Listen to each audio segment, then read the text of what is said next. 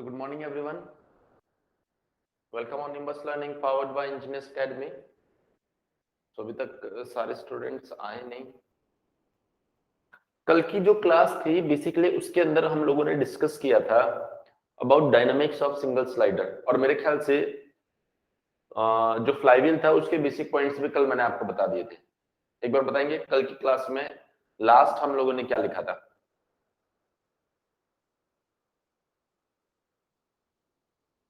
कल की क्लास में लास्ट पॉइंट हम लोगों ने क्या लिखा था,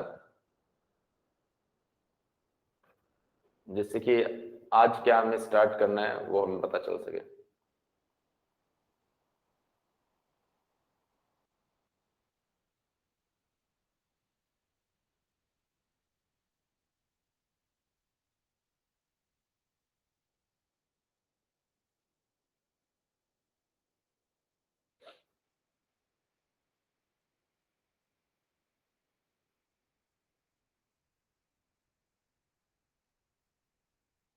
कल जो हमने पढ़ा था उसमें लास्ट हमने कौन सा पॉइंट लिखा था.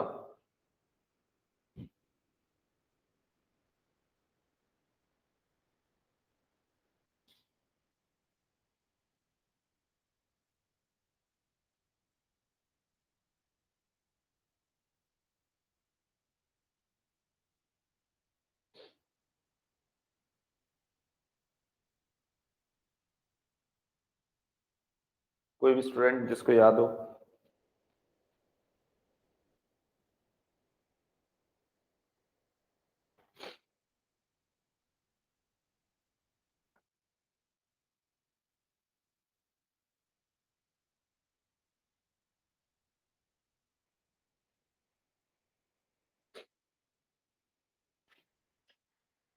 किसी को भी याद नहीं है कल क्या पढ़ा था last.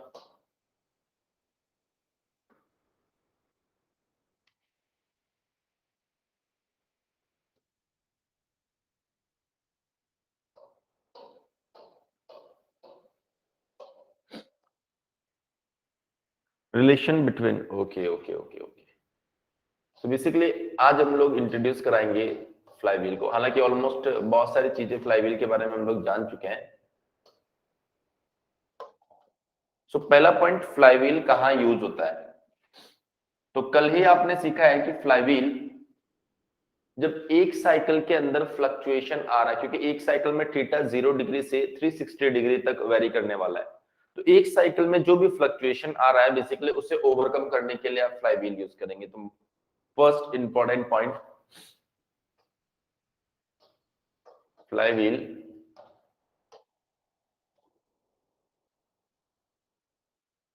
used to control speed fluctuations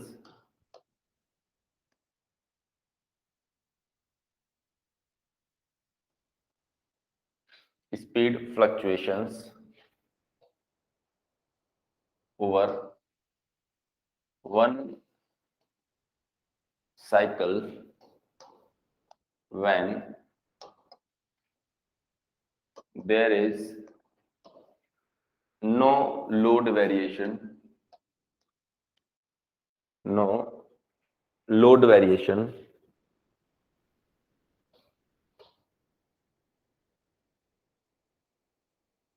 on crankshaft. Crankshaft या इंजन के ऊपर जब किसी भी तरीके का कोई भी लोड वेरिएशन नहीं होता है, ऐसे में एक साइकिल में होने वाले फ्लक्चुएशन को कंट्रोल करने के लिए हम लोग फ्लाईव्हील यूज करते हैं. पहला इंपॉर्टेंट पॉइंट. दूसरा इंपॉर्टेंट पॉइंट, आपने देखा था कि फ्लाईव्हील किसी भी तरीके से फ्यूल को कंट्रोल नहीं करता है. फ्लाईव्हील डज नॉट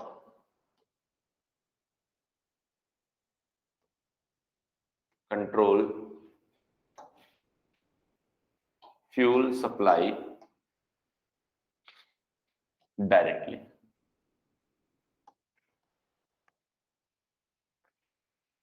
तीसरा इंपॉर्टेंट पॉइंट, कुछ इंटरमिटेंट मोशंस, इंटरमिटेंट मैकेनिज्म्स होती है जैसे punching press.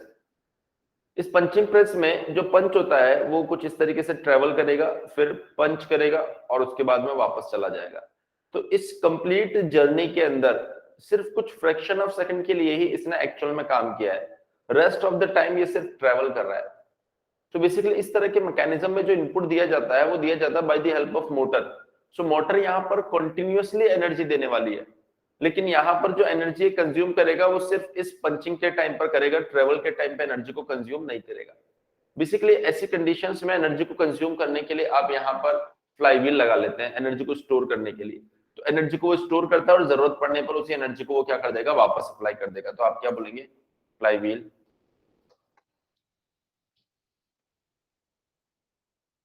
Also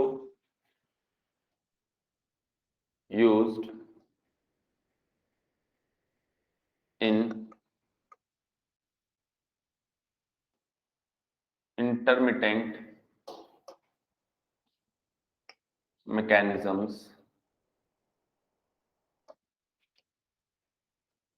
like punching press।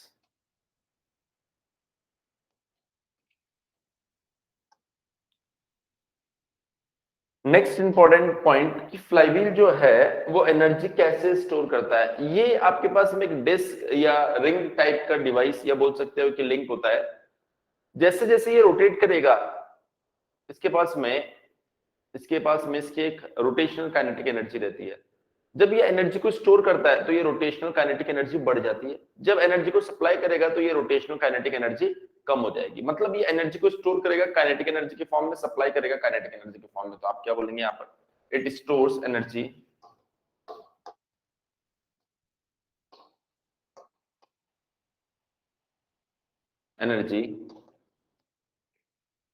in the form of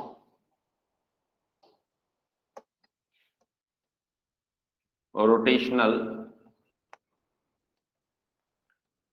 kinetic energy which is half I omega square। when it store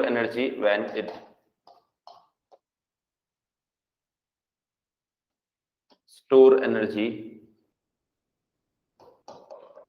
its speed increases and when it supply energy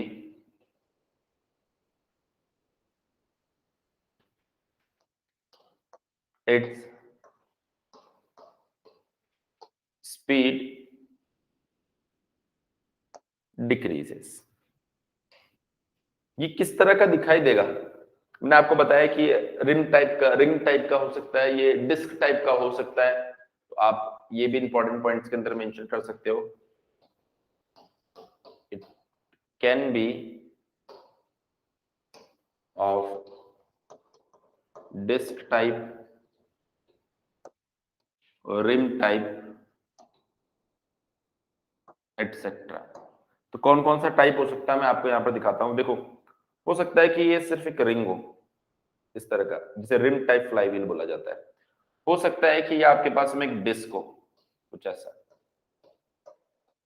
हो सकता है ये आपके पास में डिस्क प्लस रिम हो कुछ ऐसा।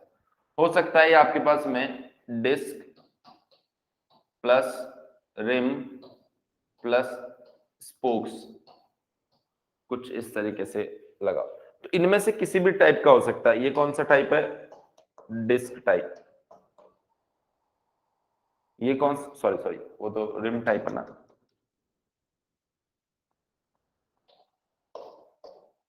Rim type. ये कौन सा टाइप है आपके पास, डिस्क टाइप। ये डिस्क प्लस रिम। यहां पर आपने disc plus rim plus spokes इन सबको इंट्रोड्यूस करवा दिया। तो बेसिकली जब रिम है तो आपका जो मास मोमेंट ऑफ इनर्शिया होता है वो होता है mr²। जब रिम है तो आपका मास मोमेंट ऑफ इनर्शिया होता है mr²। जब डिस्क होता है तो आपका मास मोमेंट ऑफ इनर्शिया होता है mr²/2। जब डिस्क प्लस रिम टाइप का होता है तो आपका मास मोमेंट ऑफ इनर्शिया जो होता है डिस्क का और रिम का दोनों का ऐड हो जाएगा। जब स्पोक्स आ जाएगा तो उसके अंदर स्पोक्स का मास मोमेंट ऑफ इनर्शिया भी आ जाएगा। तो ये ओवरऑल कुछ बेसिक इंपॉर्टेंट पॉइंट्स थे जो आपको फ्लाईव्हील के बारे में ध्यान रखने होते हैं। मेनली जो फ्लाईव्हील से प्रॉब्लम आपसे पूछी जाती है वो होती है इसकी न्यूमेरिकल प्रॉब्लम, जो कि डिपेंड करती है फंडामेंटल इक्वेशन ऑफ फ्लाईव्हील के ऊपर। सो मेनली आपका जो प्रॉब्लम आता है वो फंडामेंटल इक्वेशन ऑफ फ्लाईव्हील के ऊपर आता है। अगर मैं बात करूं फंडामेंटल इक्वेशन ऑफ फ्लाईव्हील, तो फंडामेंटल इक्वेशन ऑफ फ्लाईव्हील क्या है वो देखिए आप यहां पर।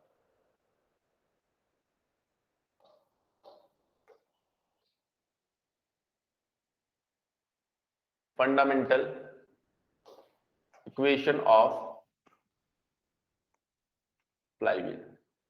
सो अगर मैं बात करूं यहां पर फंडामेंटल इक्वेशन ऑफ फ्लाईव्हील क्या होती है, fundamental of equation flywheel basically होती है del E, fluctuation of energy. ये किसके बराबर होता है, ये होता है E max, maximum energy minus minimum energy.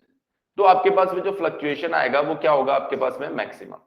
तो बेसिकली अगर हम लोग यहाँ पर देखें तो अब मैं आगे से डेल ई मैक्स को डेल ई ही मेंशन करूंगा। डेल ई मैक्स को हम लोग यहाँ पर डेल ई ही मैक्स, डेल ई मैक्स के बजाय डेल ई मेंशन करेंगे यहाँ पर। So del E equals to, अगर ई मैक्स की मैं बात करूं तो फ्लाईव्हील की मैक्सिमम एनर्जी, देखिए ये इक्वेशन आते कैसे है। हमने बोला कि लेट अस सपोज फ्लाईव्हील जो है उसने एनर्जी स्टोर कर रखी है, अब उसे सप्लाई करनी है। तो जब स्टोर कर रखी होगी उस टाइम पर उसके पास में मैक्सिमम एनर्जी रही होगी। जब सप्लाई करने का नंबर आएगा, जब सप्लाई करने का नंबर आएगा तो वो क्या करेगा, उस एनर्जी को सप्लाई कर देगा। सप्लाई करने के बाद उसके पास जो एनर्जी बची होगी उसको हमने मिनिमम एनर्जी बोला है।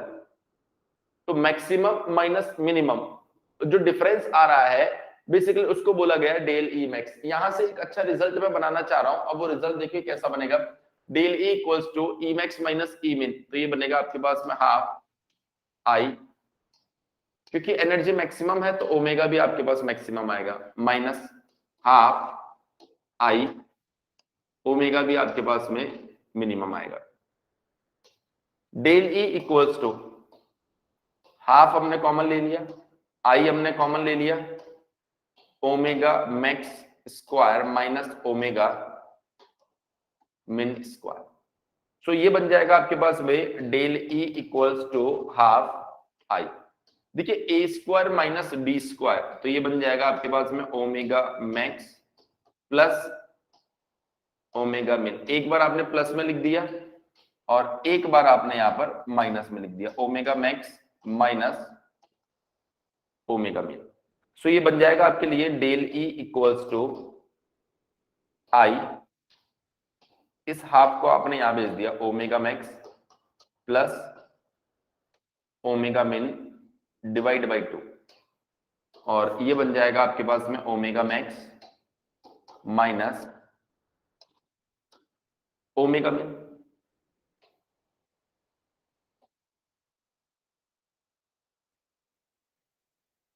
अब आप देख सकते हैं यहां पर, आप देख सकते हैं यहां पर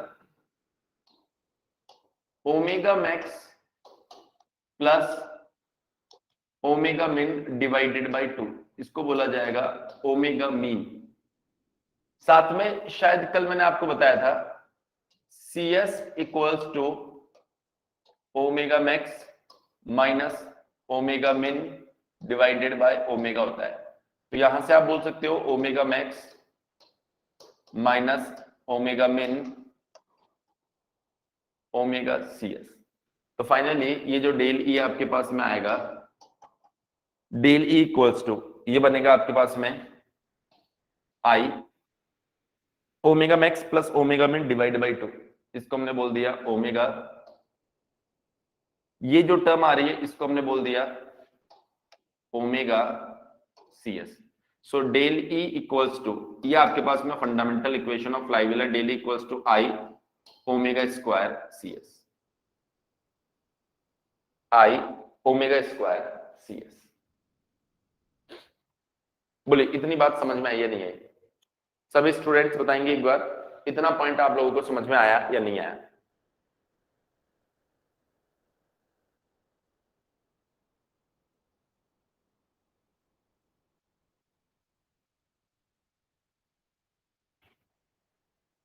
इतना पॉइंट ओके, क्लियर, ठीक है। Del E is equal to I omega square C S हो गया। अब अगर ये I omega square C S की हम लोग बात करें तो इसको मैं थोड़ा सा और मॉडिफाई कर सकता हूं, कैसे? E maximum equals to half I omega maximum, clear? E minimum half I omega minimum square, clear है? इसी तरीके से ये क्या हुआ, ये हुआ मैक्सिमम स्पीड के ऊपर एनर्जी, मिनिमम स्पीड पर एनर्जी। सो अगर आप बोलेंगे sir half I omega square, तो ये क्या होगा, ये है आपकी मीन स्पीड, तो मीन स्पीड के ऊपर जो एनर्जी आएगी वो क्या होने वाली है, ई। तो आप इसे ऐसा बोल सकते हैं कि अगर मैं 2 से मल्टीप्लाई कर देता हूं और 2 से ही डिवाइड कर देता हूं सी एस, तो ये बन जाएगा del E equals to 2 E C S. ये बेसिकली आपके पास में एक और रिजल्ट आ रहा है, लेकिन मैं आपको बता देता हूं एग्जाम के अंदर अगर डायरेक्टली ये रिजल्ट पूछ लेता है तो ठीक है, अदरवाइज मैक्सिमम जो न्यूमेरिकल्स होते हैं ना वो आपके इसी रिजल्ट के ऊपर बेस्ड होते हैं। मैक्सिमम जो आपके न्यूमेरिकल्स होते हैं ना वो आपके इसी रिजल्ट्स के ऊपर बेस्ड होते हैं। मेरे ख्याल से यहां तक की कहानी क्लियर हो गई होगी। अगर यहां तक की कहानी क्लियर हो जाती है तो फिर मैं कुछ न्यूमेरिकल प्रॉब्लम भी आपको समझा देता हूं किस तरीके के न्यूमेरिकल्स यहां पर पूछे जाते हैं। एक बार बोल दीजिए यहां तक की कहानी क्लियर है, तो मैं कुछ न्यूमेरिकल प्रॉब्लम भी आपको समझा देता हूं। मैं क्वेश्चन बोर्ड पर लिख देता हूं और उसके बाद में उसको सॉल्व करा देता हूं किस तरीके से न्यूमेरिकल प्रॉब्लम्स आपसे पूछी जा सकती है। क्लियर है यहां तक?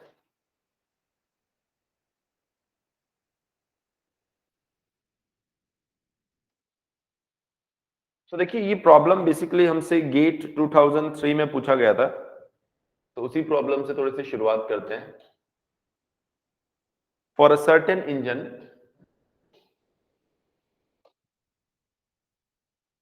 for a certain engine having an average speed of having an average speed of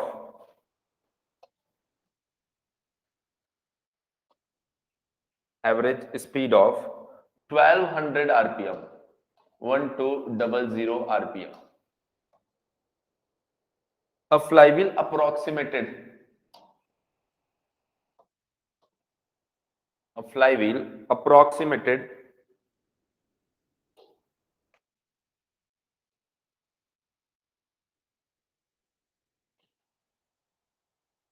as a solid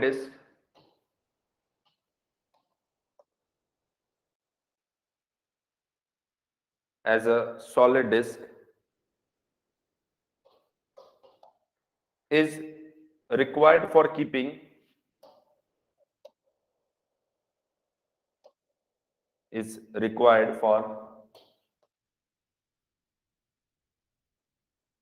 the fluctuation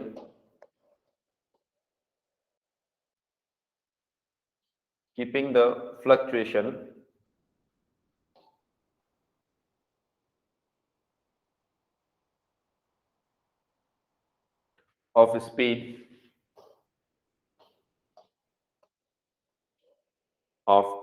within 2%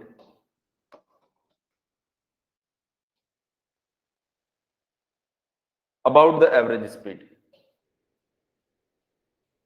about the average speed. The fluctuation of kinetic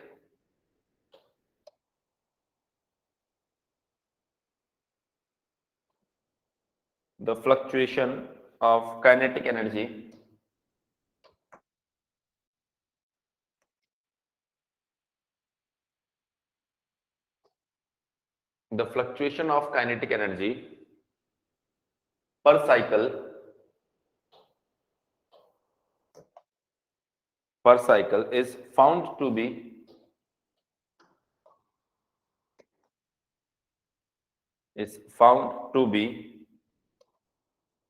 2 kilojoule. What is the least possible mass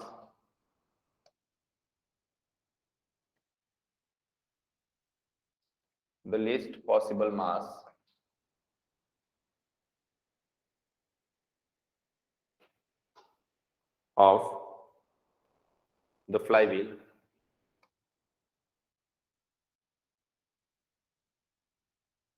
if its diameter is not to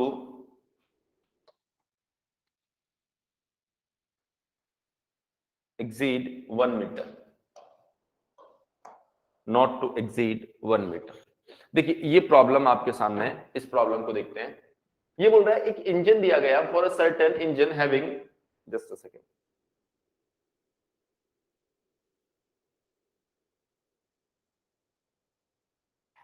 बोल रहा है for a certain engine having an average speed of 1200 RPM. ये जो speed आपके पास में available है, average speed मतलब मीन स्पीड, वो आपको दिया गया है n equals to 1200 RPM. A flywheel approximated as a solid disk is required for keeping the fluctuation of speed within 2%. CS की जो वैल्यू है वो आपके पास में 2% है. तो ऐसे में CS की वैल्यू आप क्या पुट करेंगे? 0.02.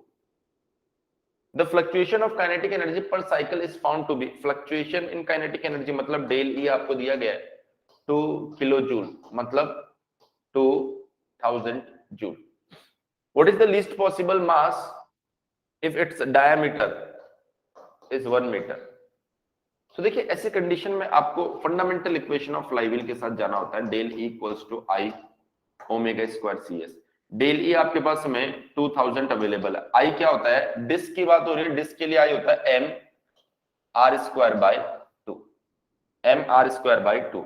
अगर ओमेगा की हम लोग बात करें तो ओमेगा बन जाएगा 2 पाई n. n कितना है आपके पास में? 1200 डिवाइड बाय 60 होल स्क्वायर. और अगर CS की हम लोग बात करें तो CS आ रहा है आपके पास में 0.02. सो अगर आप इसे सिंप्लीफाई करें तो ये बन जाएगा 2000 इक्वल्स टू m हमें पता नहीं है, r की वैल्यू 1 मीटर डायमीटर है तो 0.5 रेडियस होने वाला है. 0.5 डिवाइडेड बाय 2 और ये बन जाएगा आपके पास में 2 पाई मल्टीप्लाई बाय 1200 डिवाइड बाय 60 का होल स्क्वायर मल्टीप्लाई बाय 0.02. इसको आप सॉल्व करके यहां से मास m की वैल्यू फाइंड कर सकते हैं इन केजी. इसको आप सॉल्व करके यहां से मास m की वैल्यू फाइंड कर सकते हैं इन केजी. अगर मैं कैलकुलेट करूं ये वैल्यू, अगर इस वैल्यू को मैं कैलकुलेट करूं तो ये वैल्यू आएगी हमारे पास में 2 पाई मल्टीप्लाई बाय 1200 डिवाइड बाय 60. इसका स्क्वायर हमने कर दिया, इसको हमने 0.02 से भी मल्टीप्लाई कर दिया, इसको हमने 0.5 से भी मल्टीप्लाई कर दिया, इसको हमने 2 से भी डिवाइड कर दिया, ओवरऑल इसको फिर हमने 2000 से भी डिवाइड कर दिया. तो मास m आ रहा है 50.66 केजी. और एग्जाम में जो ऑप्शन था, एक ऑप्शन था 51 केजी, तो जो सबसे नियरेस्ट ऑप्शन था वो आपके पास में था 51 केजी. तो आपने उसको मार्क कर दिया यहाँ पर. बोलिए इतनी बात समझ में आई या नहीं है? सभी स्टूडेंट्स बताएंगे इतनी बात उनको समझ में आई या नहीं है.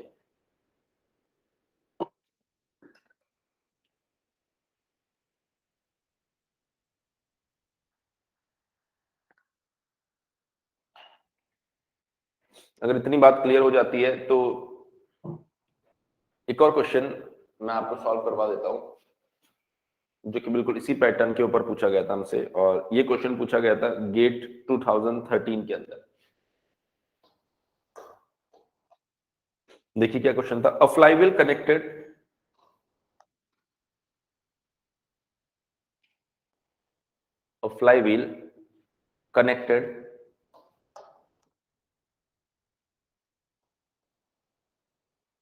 to a punching machine, to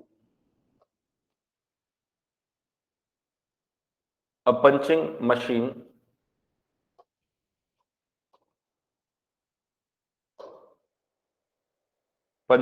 has to supply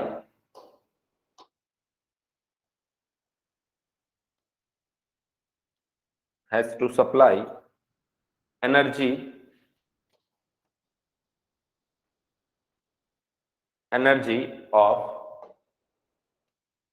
400 Newton meter while running at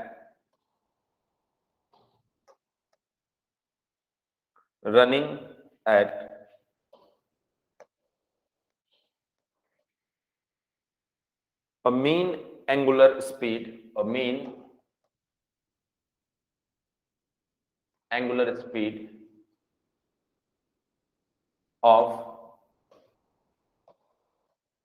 20 radian per second. If the total fluctuation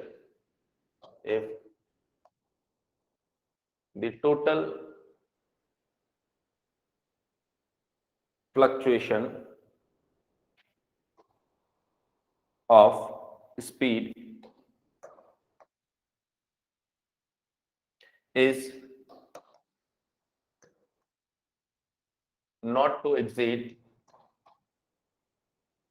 plus minus 2%,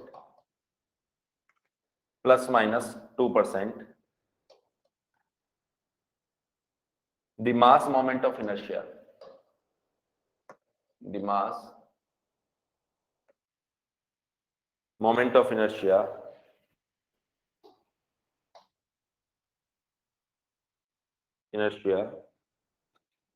of the flywheel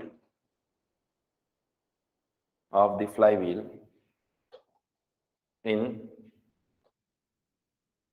kg metre square is. तो क्या आप लोग ट्राई करेंगे क्वेश्चन को?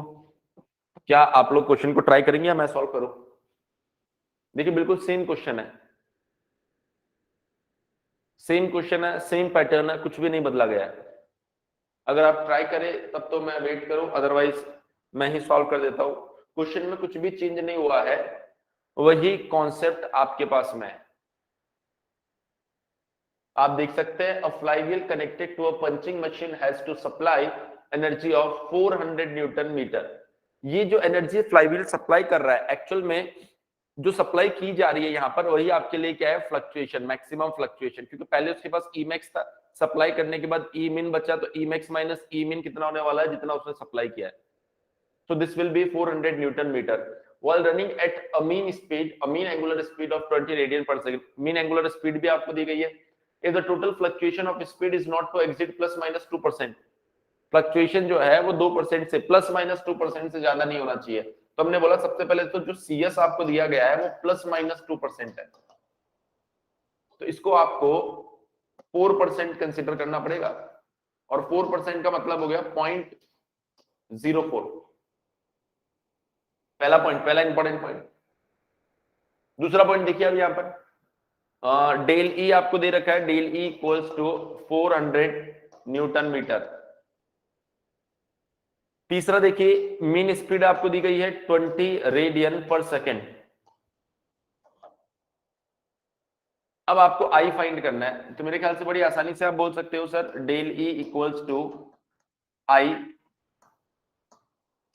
Omega square C S है। So अगर हम लोग देखें डेल ई कितना दिया गया, डेल ई इज 400, आई हमें फाइंड करना है, omega is 20 and C S is 0.04।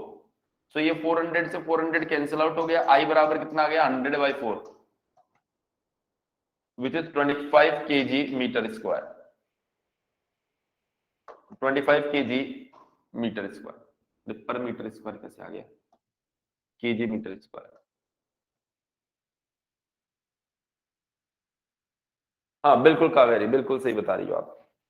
सो मेरे ख्याल से ये क्वेश्चन भी आपके दिमाग में क्लियर हो गया होगा। तो ये वो क्वेश्चन है जो फंडामेंटल इक्वेशन पे डायरेक्टली आपसे पूछे जाते हैं, पर ऐसा नहीं कि हमेशा क्वेश्चन डायरेक्टली पूछा जाता है। कभी कभी स्लाइट वेरिएशन उसके अंदर देखने को मिल सकता है। कैसे मिल सकता है, नेक्स्ट क्वेश्चन देखेंगे। यहां से न्यूमेरिकल आता है, इस वजह से मुझे इतने न्यूमेरिकल यहां पर डील करने पड़ रहे हैं। नेक्स्ट क्वेश्चन देखेंगे। The speed of an engine the speed of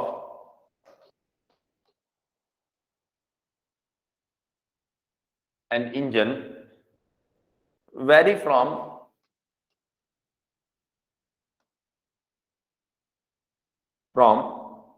210 radian per second to 10 radian per second to 190 radian per second to 190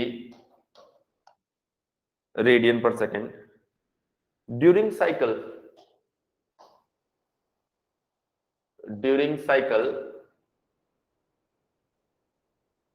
the change in kinetic energy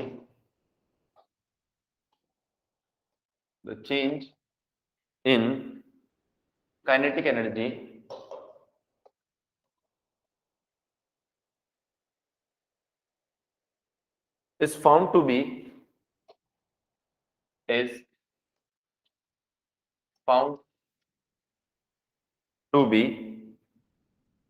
400 Newton meter. The inertia of the flywheel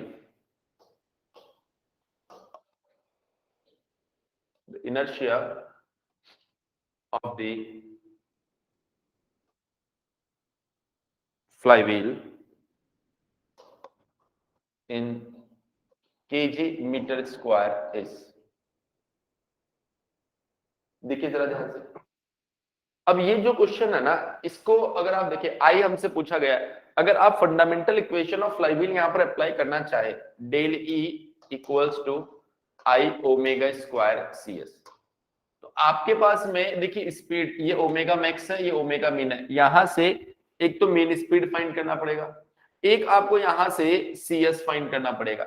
so better option कि आप directly ये equation ना लगा के इसका जो पहला step है वो यूज करो। पहला स्टेप क्या था, del E equals to half I omega max square half I omega min square, आप ये यूज कर सकते हैं। डेल ई की अगर आप बात करेंगे तो डेल ई आपके पास में 400 दे रखा है क्वेश्चन के अंदर, इक्वल्स टू हाफ और आई कॉमन आ गया, अंदर ओमेगा मैक्स आपके पास में 210 है, 210 का स्क्वायर माइनस मिनिमम 190 का स्क्वायर है, सो ये बन जाएगा 400 इक्वल्स टू हाफ आई, एक बार ए स्क्वायर माइनस बी स्क्वायर, एक बार प्लस कर दो,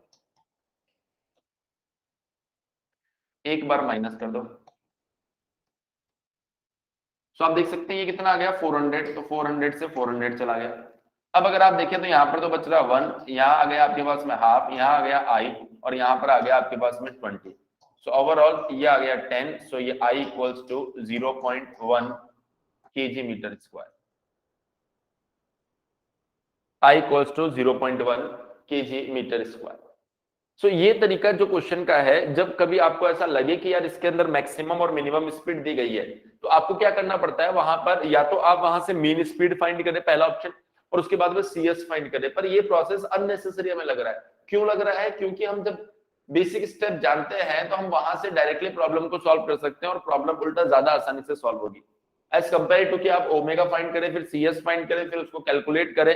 सो बेटर ऑप्शन की आप यहां से सॉल्व करें, कैलकुलेशन कंपैरेटिवली वहां से इजी होने वाली है। एक बार बोलेंगे क्लियर हुआ या नहीं हुआ सभी स्टूडेंट्स?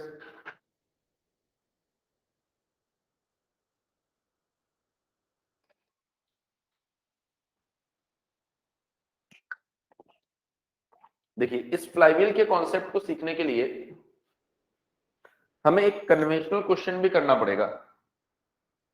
अब वो कन्वेंशनल क्वेश्चन जो है उसमें कुछ पार्ट्स है, वो पार्ट्स एक्चुअल में हमें अभी एग्जाम के अंदर देखने को मिल रहे हैं रिसेंटली, इसलिए वो कन्वेंशनल क्वेश्चन भी अब हम डील करेंगे। तो क्या है वो कन्वेंशनल क्वेश्चन, पहले मैं बोर्ड पे लिखता हूं।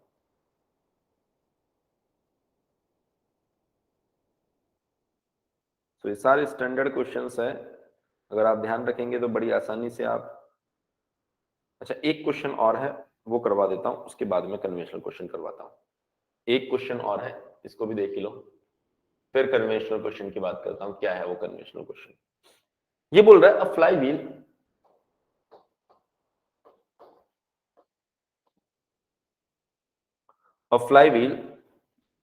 of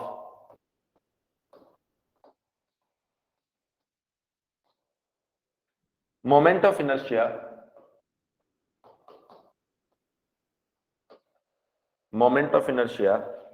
9.8 kg meter square fluctuate by 30 rpm, fluctuate by 30 rpm। देखिए यहां पर आपको क्वेश्चन की लैंग्वेज को समझने की जरूरत है। क्वेश्चन की लैंग्वेज को अगर आप ध्यान से समझेंगे तो क्वेश्चन बड़ी आसानी से आप सॉल्व कर लेंगे। आपको क्या बोला गया है यहाँ पर, आपको यहाँ पर बताया गया है कि किस तरीके से फ्लाईव्हील का मोमेंट ऑफ इनर्शिया दिया गया 9.8 केजी मीटर स्क्वायर। मैं यहाँ पर इसको कंप्लीट करता हूँ क्वेश्चन को, उसके बाद में आपको समझाता हूँ कि क्वेश्चन है क्या exactly. So 9.8 kg metre square fluctuate by 30 RPM. देखिए ये जो फ्लक्चुएशन है ना, ये फ्लक्चुएशन, सेंटेंस को ध्यान से पढ़िए। A flywheel of moment of inertia इतना फ्लक्चुएट बाय 30 आरपीएम। ये जो 30 आरपीएम, आरपीएम इस बात को बता रहा है कि ये स्पीड है। आरपीएम इस बात को बता रहा है कि क्या है आपके पास में, स्पीड है। तो स्पीड फ्लक्चुएशन 30 आरपीएम है, ध्यान रखना है। यहां से आगे लिखता हूं मैं यहां पर, for a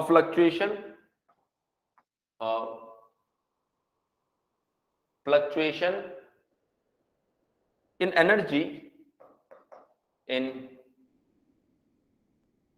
energy of 1936 joule. The mean speed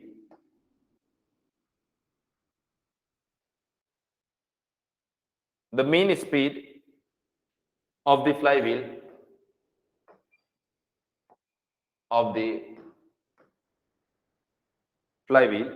is in RPM। चलिए देखिए क्या बोला गया क्वेश्चन के अंदर, मैं एक बार थोड़ा सा एक्सप्लेन भी कर देता हूं आपको। ये बोल रहा है एक फ्लाईव्हील है जिसका मोमेंट ऑफ इनर्शिया गिवन है और फ्लक्चुएट बाय 30 आरपीएम। अब ये 30 आरपीएम इस बात को बता रहा है कि यहाँ पर स्पीड फ्लक्चुएशन की बात हो रही है। For a fluctuation in energy, इसका मतलब एनर्जी फ्लक्चुएशन भी दे रखा है और आपसे पूछ रहा है मीन स्पीड। तो फर्स्ट ऑफ ऑल अगर आप इस प्रॉब्लम को सॉल्व करने जाएं तो आप सोचेंगे कि सर मैं डायरेक्टली इसे यूज कर लेता हूं, del E equals to I omega square C S. तो जब डायरेक्टली आप इसे यूज करेंगे तो डेल ई पता है, ये फाइंड करना है, और ये भी नहीं पता। डेल ई पता है, ये फाइंड करना, और ये भी नहीं पता। तो कैसे फाइंड करेंगे? बेसिकली मैं आपको बताता हूं कि आपको दे क्या रखा है। आपको जो वैल्यूज दे रखी है उसे देखिए आप ध्यान से। हमें वैल्यूज दे रखी है, सबसे पहले आई दिया गया 9.8 केजी मीटर स्क्वायर। हमें और क्या दिया गया? हमें ये दिया गया del N, speed fluctuation in RPM, वो डेल एन होता है 30 आरपीएम। हमें और क्या दिया गया है? डेल ई दिया गया है हमें, del E equals to 1936 joule. तो बेसिकली इस रिजल्ट को मैं लिख सकता हूं, डेल ई को लिख सकता हूं मैं 1936 इक्वल्स टू आई हमें दिया गया 9.8, और ओमेगा की अगर हम लोग बात करें तो ये होगा हमारा 2 पाई एन बाय 60 का होल स्क्वायर, और सी एस को आप लिख सकते हो del N divide by N.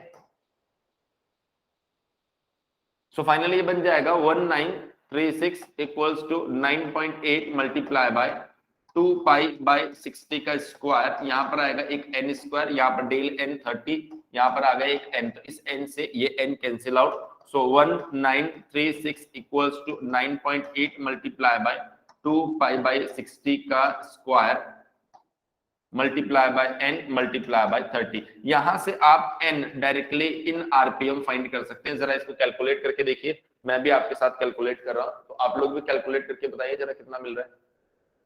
आप लोग भी एक बार कैलकुलेट करके बताइए जरा कितना मिल रहा है। तो बेसिकली आ रहा है 2 पाई बाय 60 इसका square multiply by 30 multiply by 9.8 1936 divided by answer.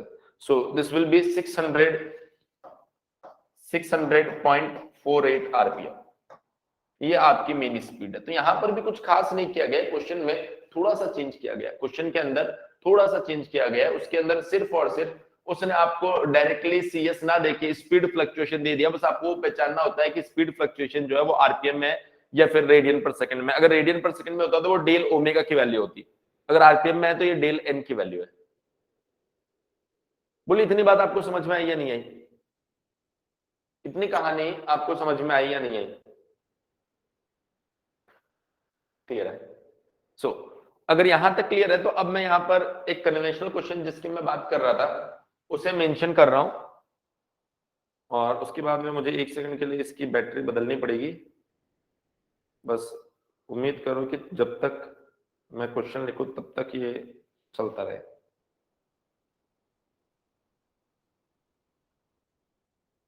कहां पे? हाँ ये बहुत अच्छा क्वेश्चन है। बहुत सारे कॉन्सेप्ट्स यहां से क्लियर होने वाले हैं। The torque delivered the torque delivered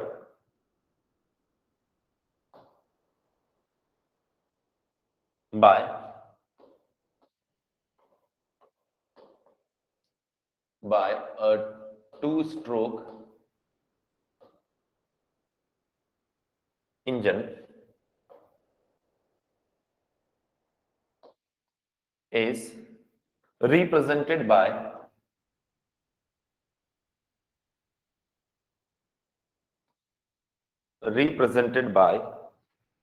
t equals to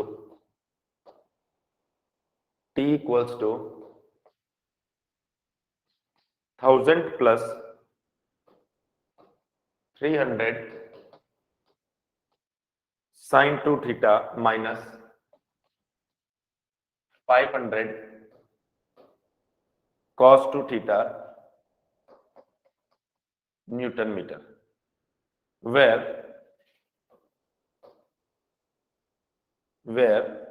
theta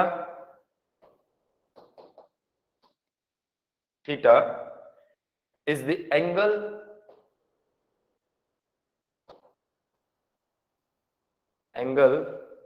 turned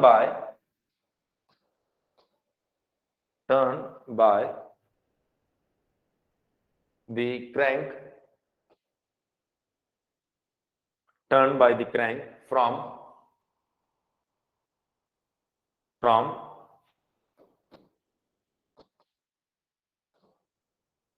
the inner dead center,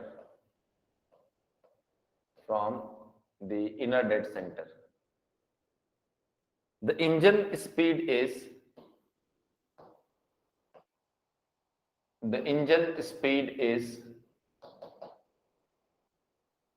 250 rpm to 50 rpm. The mass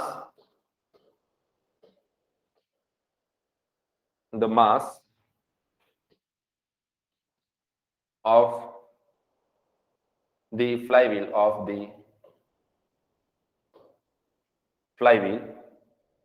is 400 kg and radius of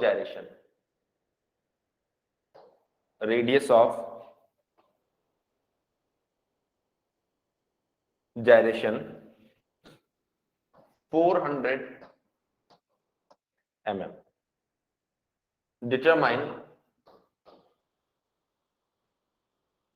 determine number 1। देखिए अभी एक नंबर की बात करेंगे, कुछ और भी पार्ट्स है जो हम सॉल्व करने वाले हैं। Number 1 power developed. सो एक बार के लिए आप लोग क्वेश्चन को पढ़ लीजिए, एक बार के लिए आप सभी लोग क्वेश्चन को पढ़ लीजिए। मैं 1 सेकंड में सिर्फ इसकी बैटरी बदल के वापस आता हूं।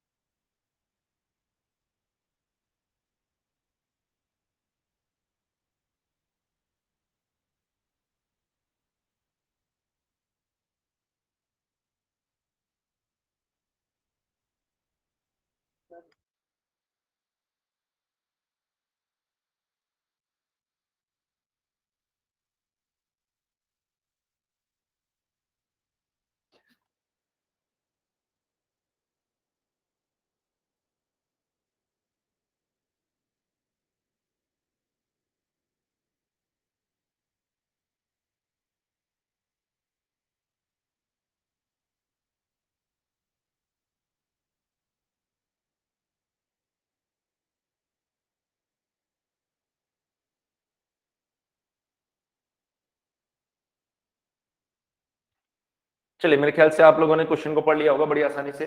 काफी देर तक स्क्रीन पर क्वेश्चन रहा है। अब हम लोग इसको आगे लेके चलते हैं अगली स्लाइड के ऊपर।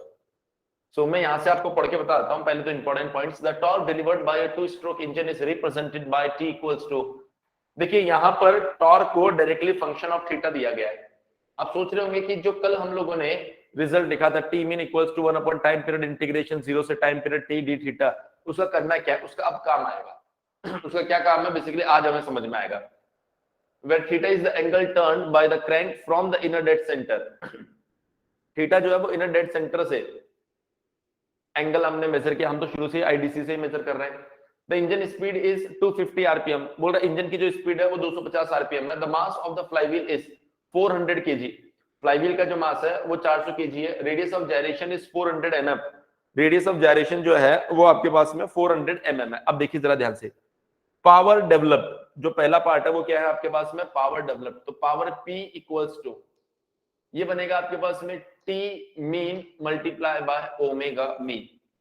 जो पावर आप कैलकुलेट कर रहे हैं वो कैसे फाइंड की जाएगी, वो सर फाइंड की जाएगी, एक तो मीन स्पीड पता कर लीजिए और मीन स्पीड के साथ साथ हमें क्या पता करना पड़ेगा यहाँ पर, मीन टॉर्क। मीन स्पीड की अगर हम लोग बात करें ओमेगा, तो आप क्लियरली बोल सकते हैं ओमेगा इक्वल्स टू होता है 2 पाई n बाई 60। तो 2 पाई n आपके पास में कितना है 250 divide by 60। So omega equals to, आप इसको सॉल्व करके देखिए, मेरे ख्याल से ये आ रहा होगा 26.17 रेडियन पर second.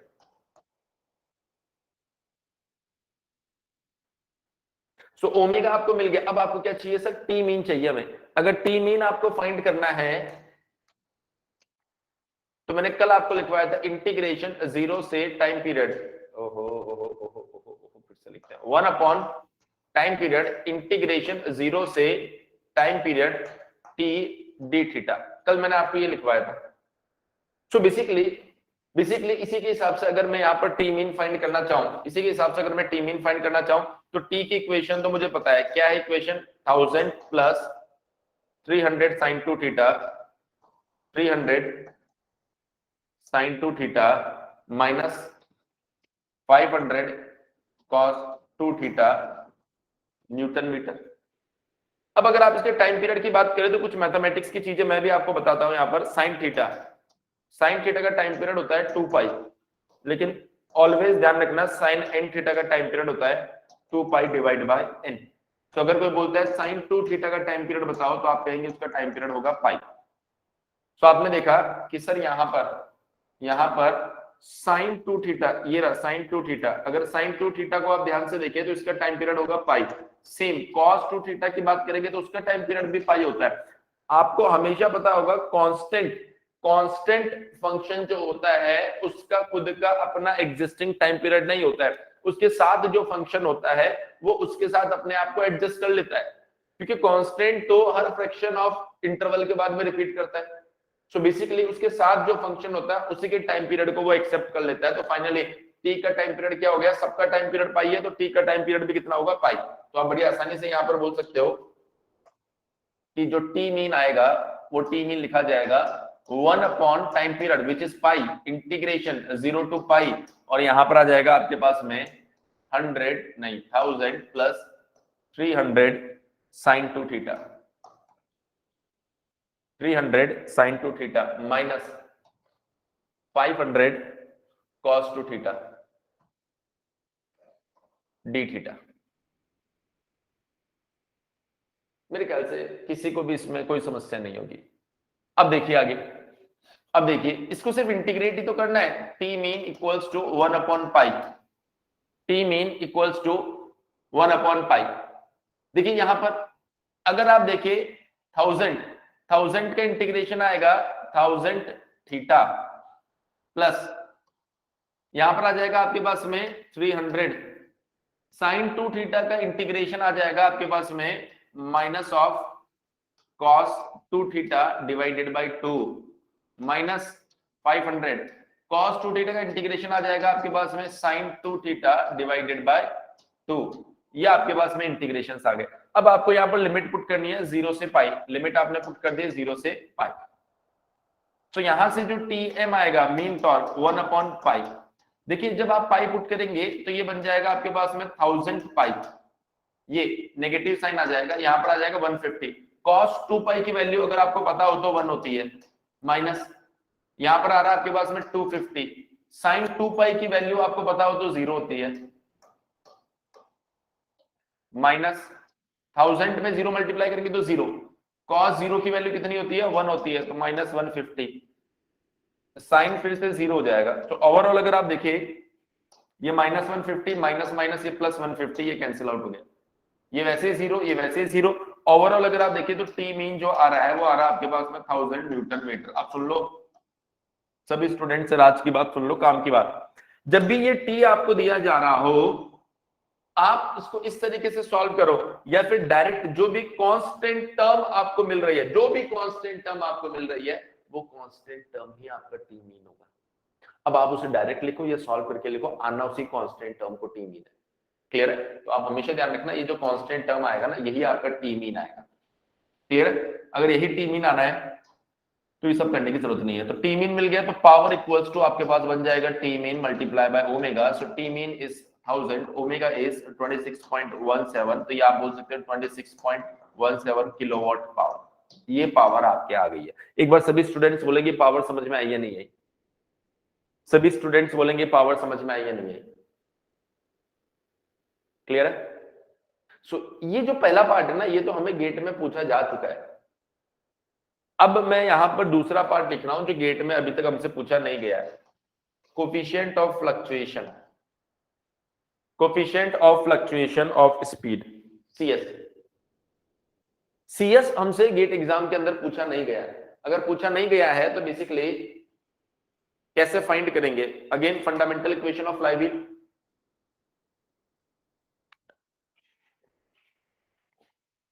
Fundamental equation of flywheel. So fundamental equation of flywheel से देखो कैसे फाइंड करेंगे। अगली स्लाइड पे चलते हैं। पार्ट नंबर 2 कैसे फाइंड करेंगे sir? Del E equals to I omega square CS से फाइंड करेंगे। अगर हम देखें तो सर I n के स्क्वायर होने वाला है। क्या मास हमें दे रखा है? बिल्कुल दे रखा है। आई थिंक 400 kg अभी चेक कर लेंगे। और ये कितना है? 0.4 मीटर। तो ये आ गया आपके पास में I। क्या ओमेगा हमें दे रखा है? मैं फाइंड ही कर लेता हूं इसको एक बार चेक भी कर लेते हैं। 400 एंड 400 ही है ना, मास 400 वो 400 mm। सो अगर आप इसको सॉल्व करते हैं तो ये आएगा 0.4 multiply by 0.4 multiply by 400, so this will be 64 kg metre square.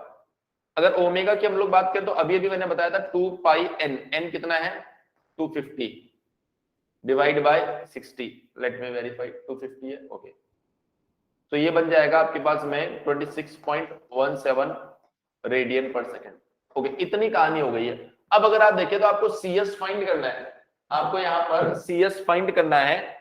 अगर कहीं से डेल E मिल जाए तो अब देखो डेल E फाइंड करने का तरीका, अगर आप इसके टी थीटा कर्व को रफली ड्रॉ करना चाहें तो यहाँ T रहा होगा, मतलब यहाँ टॉर्क रहा होगा या थीटा रहा होगा। तो ये जैसा फंक्शन है साइन और कॉस का, ये कुछ ऐसे ऐसे ऐसे ऐसे ऐसे गया होगा। तो उसका सिर्फ एक पार्ट मैंने यहां पर ड्रॉ किया है, एक पार्ट मैंने यहां पर ड्रॉ किया है। और जो टी मीन है वो इसके बीच में से कहीं से जा रहा होगा ऐसे, ये आपका टी मीन रहा होगा और ये आपके टी का कर्व रहा होगा। देखो यहां पर लेट अस सपोज यहां पर अगर फ्लाईव्हील के पास एनर्जी E है, ऐसे ऐसे मैं बोल रहा हूं, फ्लाईव्हील के पास एनर्जी E है, तो जब यहां से यहां पहुंचे होंगे तो फ्लाईव्हील ने एक एनर्जी स्टोर कर ली होगी। कितनी स्टोर कर ली होगी? E plus E1। उसके बाद में जब और आगे जाएंगे तो फ्लाईव्हील ने यही E1 क्या कर दिया होगा? वापस अप्लाई कर दिया होगा। तो मैक्सिमम एनर्जी कौन सी हो रही है? मैक्सिमम एनर्जी है ये वाली E max, E plus E one. Minimum ये आपकी मिनिमम है। सो अगर मैं बात करूं del E max, maximum fluctuation, तो वो कितना हुआ? Maximum E plus E one minus E. तो ओवरऑल यहाँ क्या बचा? E one. इसका मतलब जो एनर्जी वो स्टोर कर रहा है, जो एनर्जी वो स्टोर कर रहा है, एक्चुअल में यही आपका डेल ई होने वाला है। एक्चुअल में यही आपका डेल ई होने वाला। बोलिए यस और नो, ये बात समझ में आई या नहीं आई? ये कॉन्सेप्चुअल पॉइंट्स है जिनको याद नहीं किया जा सकता, जिनको सिर्फ समझा जा सकता है। ये पॉइंट आपको समझ में आया या नहीं आया? पॉइंट बहुत क्लियर है। जो स्टोर कर रहा है वो सप्लाई कर रहा है, फिर उसी को स्टोर कर रहा है, फिर उसी को सप्लाई कर रहा है। तो फ्लक्चुएशन क्या होगा? फ्लक्चुएशन वही तो एनर्जी होगी ना जितनी उसने स्टोर की है। सभी स्टूडेंट्स देखिए, मैंने ई मैक्स और ई मिन लिख के बताया, फिर दोनों को माइनस किया तो E1 ही आ गया। अगर E1 ही आ गया तो इसका मतलब जो स्टोर कर रहा है वही आपका डेल ई मैक्स है। तो क्यों ना हम लोग इस एरिया को फाइंड कर ले। अब इस एरिया को, इस एनर्जी को कैसे फाइंड करेंगे? तो आपने कहा सर मान लीजिए ये वाला एंगल θ1 है, मान लीजिए ये वाला एंगल θ2 है। तो ये डेल ई कैसे मिल सकता है? तो हमने कहा देखो ये डेल ई मिलेगा आपको, del E equals to integration θ1 से θ2 तक T D theta minus integration θ1 से θ2 तक टी मीन डी थीटा। अगर t को θ1 से θ2 तक इंटीग्रेट करोगे ना तो ये वाला पूरा एरिया आ जाएगा। इसमें से इस एरिया को माइनस कर दो तो बचा हुआ एरिया क्या बन जाएगा आपके लिए? Del E. इसको अगर आप थोड़ा सिंप्लीफाई करें तो ये बन जाएगा इंटीग्रेशन θ1 से θ2 T minus T mean D theta. तो आपने कहा सर बिल्कुल इसको सिंप्लीफाई कर सकते हैं। Del E equals to integration θ1 से θ2 T minus T mean, T क्या है? 1000 plus 300 sine 2 theta minus 500 cos 2 theta. ये है आपका टी। माइनस टी मीन कितना है आपके पास में? 1000, और ये आ गया आपके पास में डी थीटा। सो ये बन जाएगा del E equals to integration θ1 से θ2। 1000 से 1000 कैंसिल आउट हो जाएगा और ये बन जाएगा आपके पास में 300 sine 2 theta minus 500 cos 2 theta D theta. 300 sine 2 theta minus 500 cos 2 theta D theta. So अगर आप देखें यहां पर कि सर मुझे कहीं से θ1 और θ2 मिल जाए तो मेरा काम बन जाएगा। हमने कहा θ1 और θ2 कैसे मिलेगा? देखो अगर आप θ1 से पहले जाए तो t जो है वो t मीन से कम है, θ1 के बाद में जाएंगे तो जो t है वो t मीन से ज्यादा है। लेकिन एग्जैक्टली अगर θ1 पर आप देखें तो t इक्वल्स टू आपको क्या दिखाई दे रहा है? t mean. तो आप कहेंगे फॉर θ1 एंड θ2 आप लिखेंगे t बराबर t मीन जहां होगा वही θ1 और θ2 होगा। t बराबर t मीन जहां होगा वही θ1 और θ2 होने वाला है। इसका मतलब t माइनस टी मीन बराबर 0, t minus T mean equals to 0। अगर t minus T mean equals to आपके पास में 0 आ रहा है तो आप बोल सकते हो t माइनस टी मीन तो यही नंबर आने वाला है, यही फंक्शन आने वाला है। तो आप बोल सकते हो 300 sine 2 theta minus 500 cos 2 theta equals to 0। हमने इसको सिंप्लीफाई किया, 300 sine 2 theta equals to 500 cos 2 theta. ये 20 से 20 कैंसिल आउट। अगर आप यहां पर ध्यान से देखो तो ये बन रहा है आपके पास में 10 2 थीटा इक्वल्स टू 5/3। देखो 2 थीटा डील करने में हमें दिक्कत आ रही है इसलिए मैंने इसको नाम दे दिया अल्फा।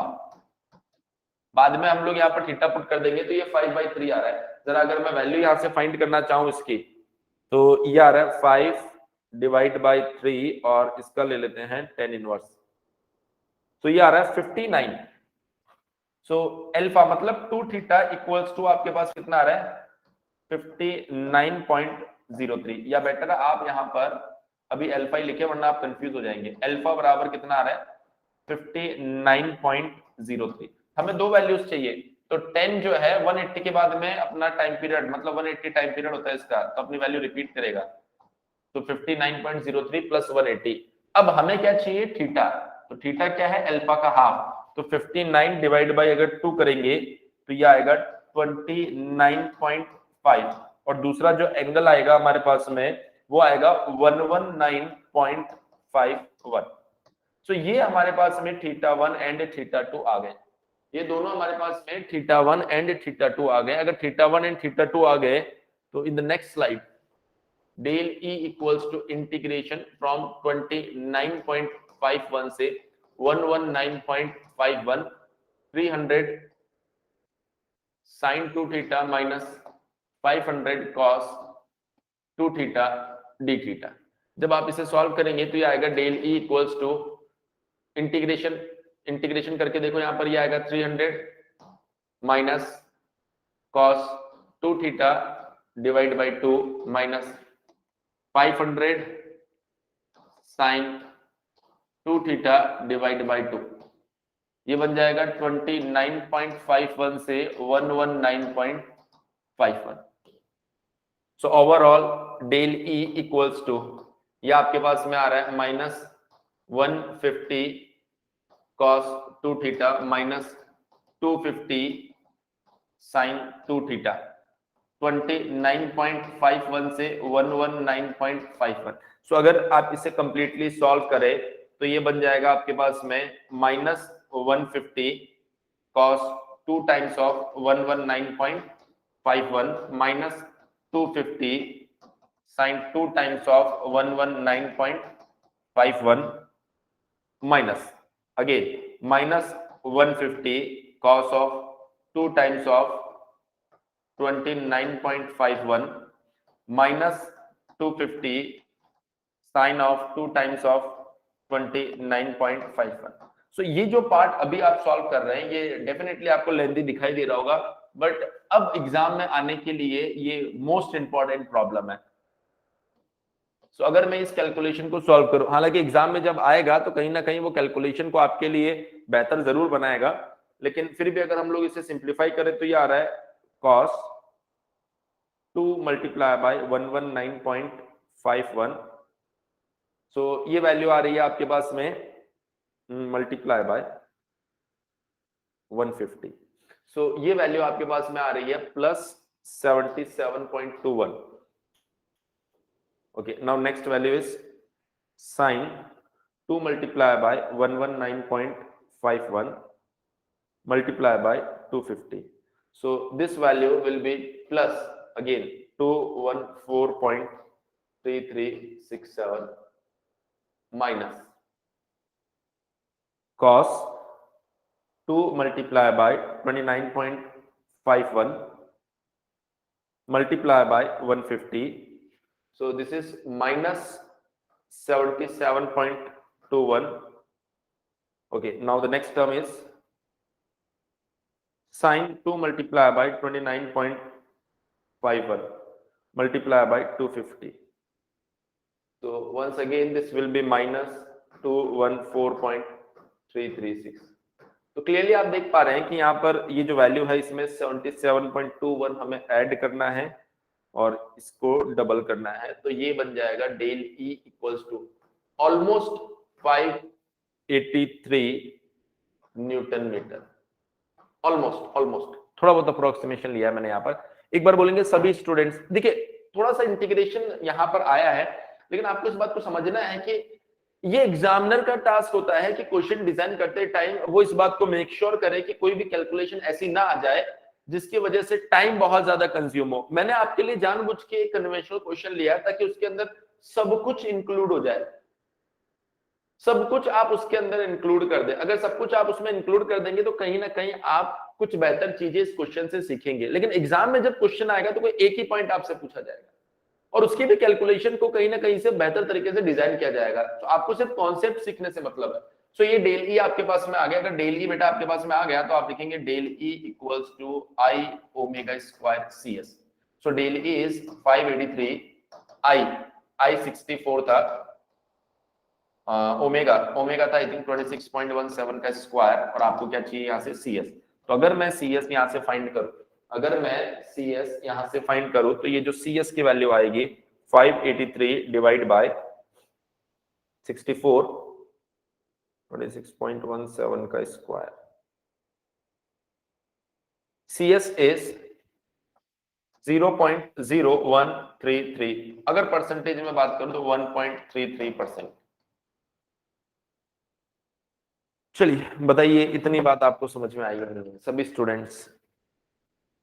इतना पॉइंट आपको समझ में आया कि नहीं आया?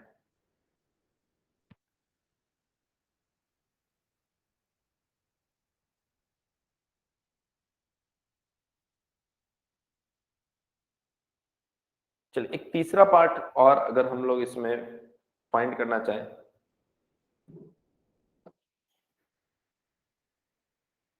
तो तीसरा पार्ट और क्या बन सकता है यहां पर? Number 3, angular acceleration of flywheel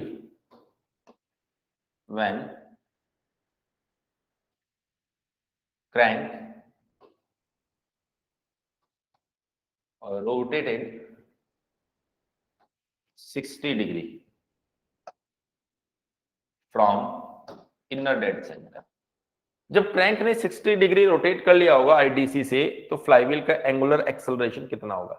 देखिए एक बात को आप समझ लीजिए, फ्लाईव्हील जो है वो सब कुछ स्टोर नहीं कर रहा है। फ्लाईव्हील स्टोर कर रहा है जो टॉर्क एक्स्ट्रा है। तो फ्लाईव्हील के पास में कौन सा टॉर्क जा रहा होगा? फ्लाईव्हील के पास में टी नहीं जा रहा है, फ्लाईव्हील के पास में जा रहा है टी माइनस टी मीन। ये टॉर्क फ्लाईव्हील के पास में जा रहा है, तो इस टॉर्क को आई अल्फा के बराबर कर दो तो आपको अल्फा मिल जाएगा। सो ये है आपके पास में 300 sine 2 theta minus 500 cos 2 theta. यहां पुट करना है थीटा बराबर 60 डिग्री। आई तो अभी 64 आपको मिला ही है, तो जरा ये एक कैलकुलेशन तो आप लोग सॉल्व करके बता दो। 300 sine 2 multiply by 60 degree minus 500 cos 2 times of 60 degree equals to 64 multiply by alpha. यहां से अल्फा मुझे कैलकुलेट करके बता दो रेडियन पर सेकंड स्क्वायर। यहां से बेटा अल्फा मुझे कैलकुलेट करके बता दो रेडियन पर सेकंड स्क्वायर में।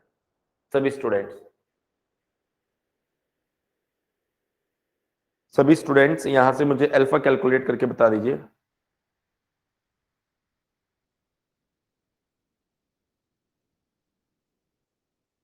रेडियन पर सेकंड स्क्वायर में वैल्यू पुट करो, आंसर मिल जाएगा, कुछ भी नहीं है।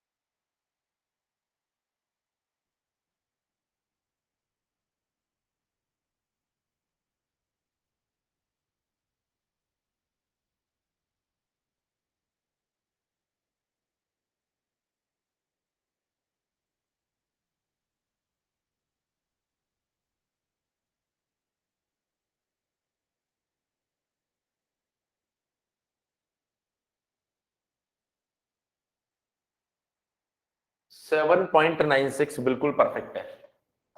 7.96। अब देखिए इस छोटे से कॉन्सेप्ट के ऊपर ईएससी ने एक बार कैसे बेहतरीन क्वेश्चन डिजाइन किया था। उसने कहा if T equals to 1000 plus 300 sine 2 theta newton metre, ये आपके पास में टॉर्क है। उसने बोला I equals to 100 KG metre square, ये आपका मास मोमेंट ऑफ इनर्शिया है। और वो बोल रहा है कि अल्फा मैक्सिमम बताओ, maximum angular acceleration of flywheel बताओ। तो हमने बोला कि यहां पर t minus T mean equals to होता है आई अल्फा। सो अल्फा बराबर हो जाएगा t minus T mean divided by I. So T mean तो 1000 ही आने वाला है। सो t में से टी मीन माइनस करेंगे तो कितना मिलेगा? 300 साइन 2 थीटा डिवाइडेड बाय आई। अब हमें चाहिए अल्फा मैक्सिमम, तो तो आई तो कांस्टेंट है, तो ये मैक्सिमम तभी होगा जब साइन की वैल्यू मैक्सिमम लेंगे, और साइन की वैल्यू मैक्सिमम कितनी होगी 1, तो आप कहेंगे alpha maximum equals to 300 divided by 100 equals to 3 radian per second square. तो कुछ इस तरह की बहुत ही कॉन्सेप्चुअल और बहुत ही अच्छी प्रॉब्लम्स यहां से डिजाइन की जा सकती है, इसलिए ये कॉन्सेप्ट मैंने आपको बताया। मैं उम्मीद कर रहा हूं कि अभी तक जितनी चीजें आप लोगों ने सॉल्व की है, जितनी जितने क्वेश्चंस मैंने आपको सॉल्व करवाए हैं, सभी लोग आपको सभी क्वेश्चंस आप लोगों को समझ में आए होंगे। अगर समझ में आ गए हो तो पहले एक बार उनका स्क्रीनशॉट ले लेते हैं और उसके बाद में उनको थोड़ा सा आगे बढ़ाते हैं। एक बार बोलेंगे सभी स्टूडेंट्स, यहां तक क्लियर हुआ? यहां तक आप लोगों को क्लियर हुआ?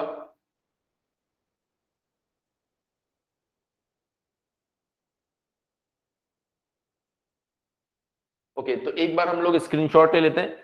एक बार बताएंगे कुछ भी फ्रेम से बाहर तो नहीं जा रहा ना? कुछ भी फ्रेम से बाहर तो नहीं जा रहा ना?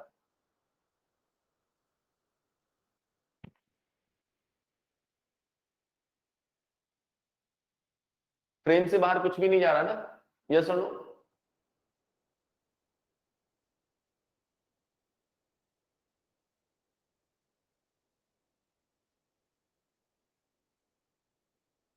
बताएं, फ्रेम से बाहर कुछ भी नहीं जा रहा ना?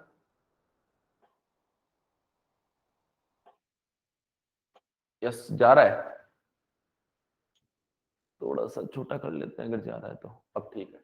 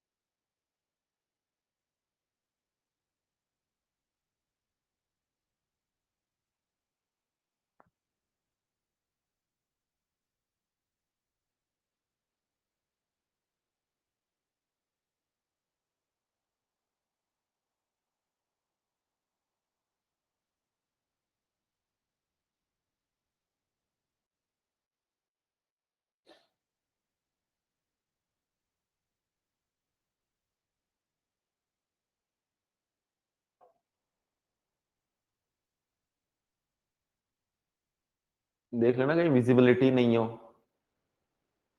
और आप स्क्रीनशॉट लेते जा रहे हो।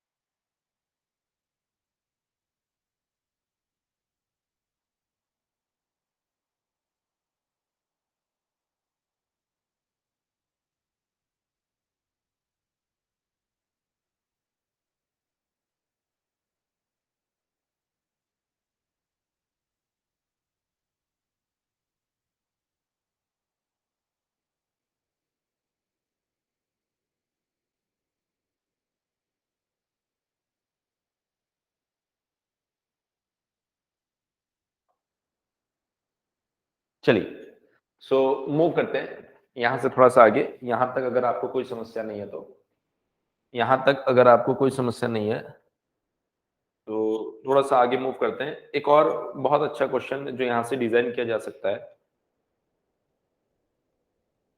ये सारी वैरायटी ऑफ क्वेश्चन है, एक तरह का क्वेश्चन हम बिल्कुल नहीं लिख रहे हैं।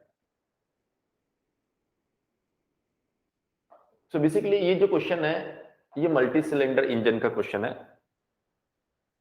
देखिए क्या बोल रहा है, the turning moment diagram the turning moment diagram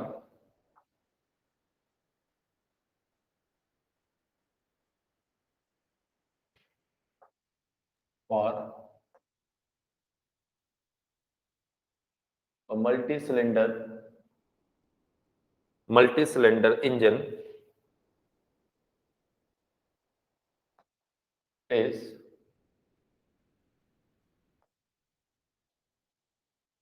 draw to a vertical scale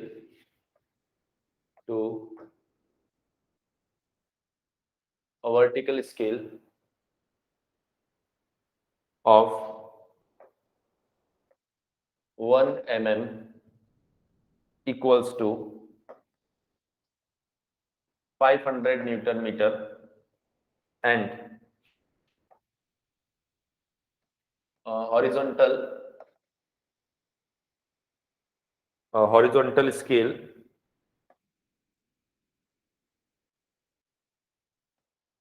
of 1 mm equals to 3 degree. The turning, okay, इसके बाद में देखा था above the areas above and below the mean torque line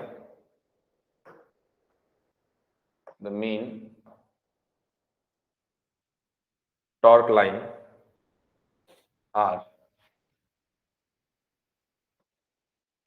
260,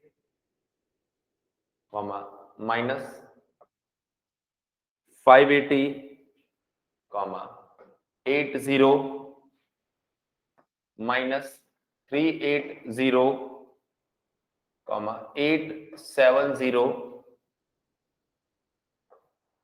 and minus 250 mm square.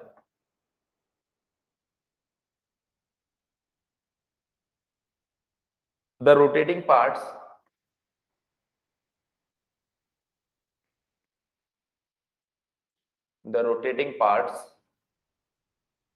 have a mass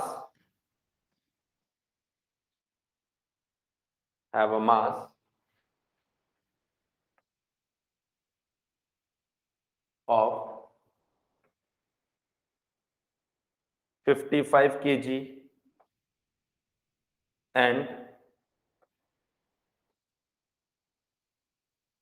radius of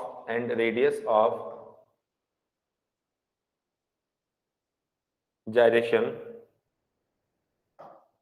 of 2.1 meter if the engine speed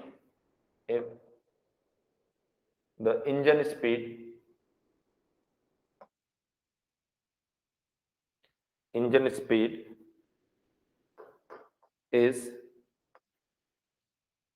1600 rpm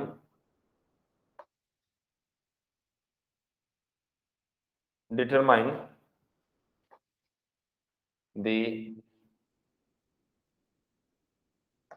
coefficient of fluctuation of speed. देखिए, अगर question को देखें हम लोग ध्यान से, तो ये एक मल्टी सिलेंडर इंजन आपको दिया गया है और जिसके अंदर मीन टॉर्क से ऊपर का एरिया, मीन टॉर्क से नीचे का एरिया टी थीटा कर्व के अंदर आपको बताया गया है. सो बेसिकली इस तरह की प्रॉब्लम्स को कैसे सॉल्व किया जाएगा वो देखिए यहाँ पर.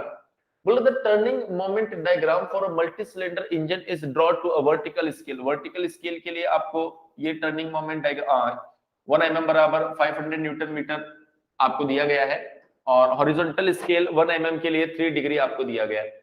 एरियाज अबव एंड बिलो भी आपको यहाँ पर दिया गया है. तो अगर मैं बात करूं टर्निंग मोमेंट डायग्राम का, तो टर्निंग मोमेंट डायग्राम जो है वो किस तरीके का, ये टी है, ये आपके पास में थीटा है.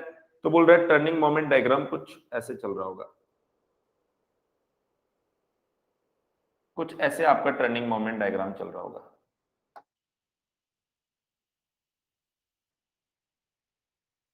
अब इसमें आपको एरियाज दिया गया है. देखिए पहला जो एरिया है वो कितना दिया गया है यहाँ पर, पहला एरिया 260 दूसरा एरिया आपके पास में 580, नेगेटिव का मतलब नीचे की साइड।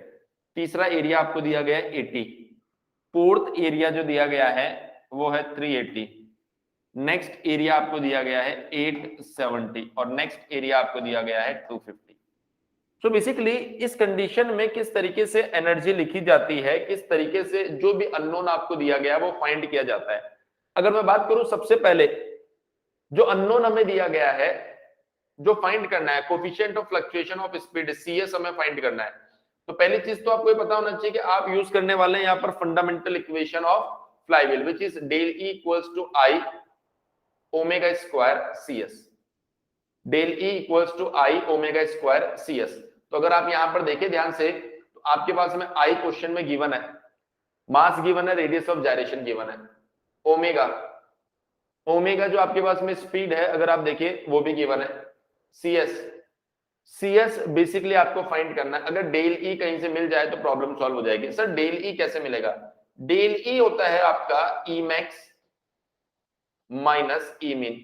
अगर कहीं से ये पता चल जाए कि मैक्सिमम एनर्जी किस पॉइंट पर है और मिनिमम एनर्जी किस पॉइंट पर है तो हम लोग यहां से डेल ई फाइंड कर सकते हैं। तो हमने बोला मान लीजिए कि ये जो पॉइंट है आपके पास में, मान लीजिए ये जो पॉइंट आपके पास में है ये वाला, इसको हमने बोल दिया पॉइंट ए, इसको हमने बोल दिया point B, point C, point D, point E, point F, point G.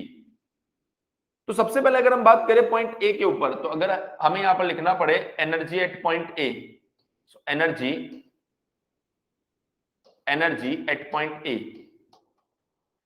तो यहां पर बिगनिंग हो रही है, इस साइकिल की बिगनिंग हो रही है। तो हमने यहां पर ऐसा मान लिया कि जो फ्लाईव्हील है उसके पास में एक स्मॉल ई एनर्जी रही होगी। हमने ऐसा मान लिया कि जो फ्लाईव्हील है उसके पास में एक स्मॉल ई एनर्जी रही होगी। उसके बाद में एनर्जी एट पॉइंट बी, अगर बी पॉइंट पर एनर्जी की हम लोग बात करें तो ऑफ कोर्स जो टी थीटा कर्व है उसमें आप देख सकते हैं कि टॉर्क ऊपर से आ रहा है। ऊपर से आने का मतलब क्या हुआ कि कहीं ना कहीं एनर्जी को स्टोर किया गया है। एनर्जी को क्या किया गया यहाँ पर? स्टोर किया गया। अगर एनर्जी को स्टोर किया गया है तो बी पॉइंट पर एनर्जी हो जाएगी ई प्लस 260। इसी तरीके से अगर सी पॉइंट पर आप देखना चाहें तो सी पॉइंट पर आप देख सकते हैं कि अब बी से सी में एनर्जी को सप्लाई किया गया है तो ये बन जाएगा आपके पास में ई प्लस 260 माइनस 580। तो ये आ रहा है मेरे ख्याल से ई माइनस 320, ये आ रहा है आपके पास में ई माइनस 320। अब अगर आप देखेंगे डी पॉइंट के ऊपर तो आप बोलिए डी पॉइंट पर सी से डी फिर से एनर्जी को क्या किया गया? स्टोर किया गया। तो आप क्या बोलेंगे यहां पर? ये बन जाएगा ई माइनस 320 प्लस कितना स्टोर हुआ है यहां पर? 80। तो ये बन जाएगा आपके लिए ई माइनस 240। अब अगर आप बात करेंगे यहां पर एनर्जी एट पॉइंट ई तो आप कहेंगे ई माइनस 240। अभी फिर से सप्लाई किया गया, कितना सप्लाई किया गया? 380। सो ये बन गया ई माइनस 620। अब अगर आप एफ पॉइंट के ऊपर देखेंगे यहां पर तो एफ पॉइंट के ऊपर फिर से स्टोर किया गया है ई माइनस 620 प्लस 870। तो ये बन गया आपके पास में ई प्लस 250। एंड लास्ट अगर आप देखिए तो फिर से सप्लाई हुआ है यहां पर जी पॉइंट के ऊपर तो ये बन जाएगा E plus 250 minus 250 once again E. So आप क्या देख रहे हैं यहां पर? आप ये देख रहे हैं कि सर स्टार्टिंग में फ्रॉम बिगिनिंग में फ्लाईव्हील के पास जितनी एनर्जी थी स्मॉल ई उतनी एनर्जी अभी भी बच रही है। इसका मतलब फ्लाईव्हील ने जो भी स्टोर किया सब कुछ सप्लाई कर दिया।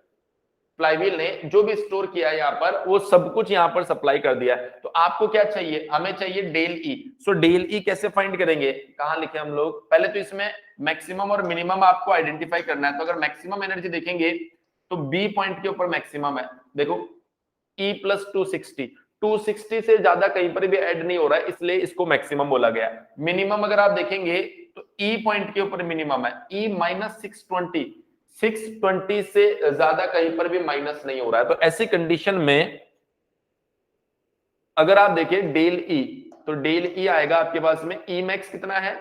ई मैक्स है ई प्लस 260। ई मिन कितना है? E minus 620। तो जो डेल ई आपके पास में आ रहा है उसमें देखिए ई से ई तो कट जाएगा और ये आ जाएगा 880, लेकिन ये किसमें, mm स्क्वायर में। अब एनर्जी को न्यूटन मीटर में कन्वर्ट करना है, सो इसने बोला है कि 1 mm vertical equals to this and 1 mm horizontal equals to this. तो अगर आप यहां पर लिखना चाहें कि 1 mm स्क्वायर एरिया कितने न्यूटन मीटर के बराबर है, तो आप कहेंगे 500 मल्टीप्लाई बाय 3। ये डिग्री में है, इसको रेडियन में कन्वर्ट कर दो, कितने न्यूटन मीटर के बराबर है। सो आपने बोला सर 1 mm स्क्वायर इतने न्यूटन मीटर के बराबर है, तो 880 880 ये किसके बराबर होगा, कितने न्यूटन मीटर के बराबर होगा, 500 multiply by 3 multiply by 5 by 180। इसे आप सॉल्व करेंगे तो ये वैल्यू शायद अप्रोक्सीमेटली 23038 अप्रोक्सीमेटली बोल रहा हूं, आप वेरीफाई कर लेना, न्यूटन मीटर के बराबर आ रहा होगा। ये जो वैल्यू है ये आपके पास में आ रहा होगा 23038। चेक ही कर लेते हैं कितना आ रहा है, एक बार सॉल्व कर लेते हैं। आप लोग भी एक बार कैलकुलेटर चलाओ और देखो कितना आ रहा है यहाँ से। तो जब आप यहाँ से सॉल्व करेंगे तो ये आ रहा है, अगर मैं देखो यहाँ पर 880 multiply by 500 multiply by 3 multiply by pi divide by 180, हाँ 0.34 और आ रहा है यहाँ पर 0.34 न्यूटन मीटर। हाँ बिल्कुल कावेरी सही बता रहे हो। सो अब अगर इतना आप फाइंड कर लेते हैं तो del E equals to I omega square C S के बराबर होगा ये। So 23038.34 equals to I, radius of gyration दे रखा होगा, मास दे रखा होगा, तो आप क्या पुट कर सकते हैं, आई बन जाएगा एम के स्क्वायर 55 के स्क्वायर 2.1 का स्क्वायर 2 पाई 1600 डिवाइडेड बाय 60 का स्क्वायर। सी एस हमें फाइंड करना है, तो यहां से आप सी एस फाइंड करके देख लीजिए कितना मिल रहा है। अगर आप लोग भी एक बार सॉल्व कर लीजिए, मैं भी एक बार सॉल्व कर लेता हूं और फाइनल वैल्यू जो भी आ रही है बताइए। सो 2 पाई मल्टीप्लाई बाय 1600 डिवाइड बाय 60 और इसका कर दिया हमने स्क्वायर मल्टीप्लाई बाय 2.1 इसका भी स्क्वायर और ये है 55। सो 23038.34 डिवाइड बाय आंसर। सो ये वैल्यू जो आ रही होगी सी एस, ये आ रही होगी बेटा आपके पास 0.00338। अगर परसेंटेज में आप लिखने जाओगे 0.338%, 0.338%। बोले बेटा क्लियर हुआ या नहीं हुआ? तो जो भी पॉसिबल क्वेश्चन फ्लाईव्हील से आ सकता था वो मैंने सारे के सारे आपको सॉल्व करवा दिए। जो भी पॉसिबल क्वेश्चन फ्लाईव्हील से बन सकता था मैंने सारे के सारे आपको सॉल्व करवा दिए। अब हम लोग यहां से थोड़ा सा आगे बढ़ते हैं। एक छोटा सा पॉइंट इस फ्लाईव्हील के अंदर और आता है जो डिजाइन से रिलेटेड है। अगर मैं आपको बताऊं तो वो है बेसिकली डिजाइन ऑफ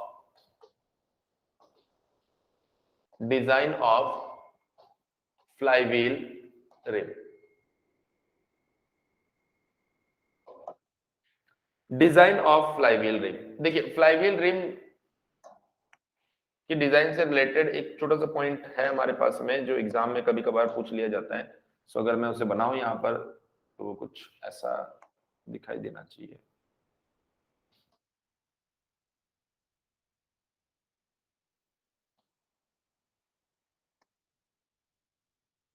ये आपके पास में एक फ्लाईव्हील रिम है जो कि इस पॉइंट के अबाउट क्या कर रही है, रोटेट कर रही है ओमेगा स्पीड से।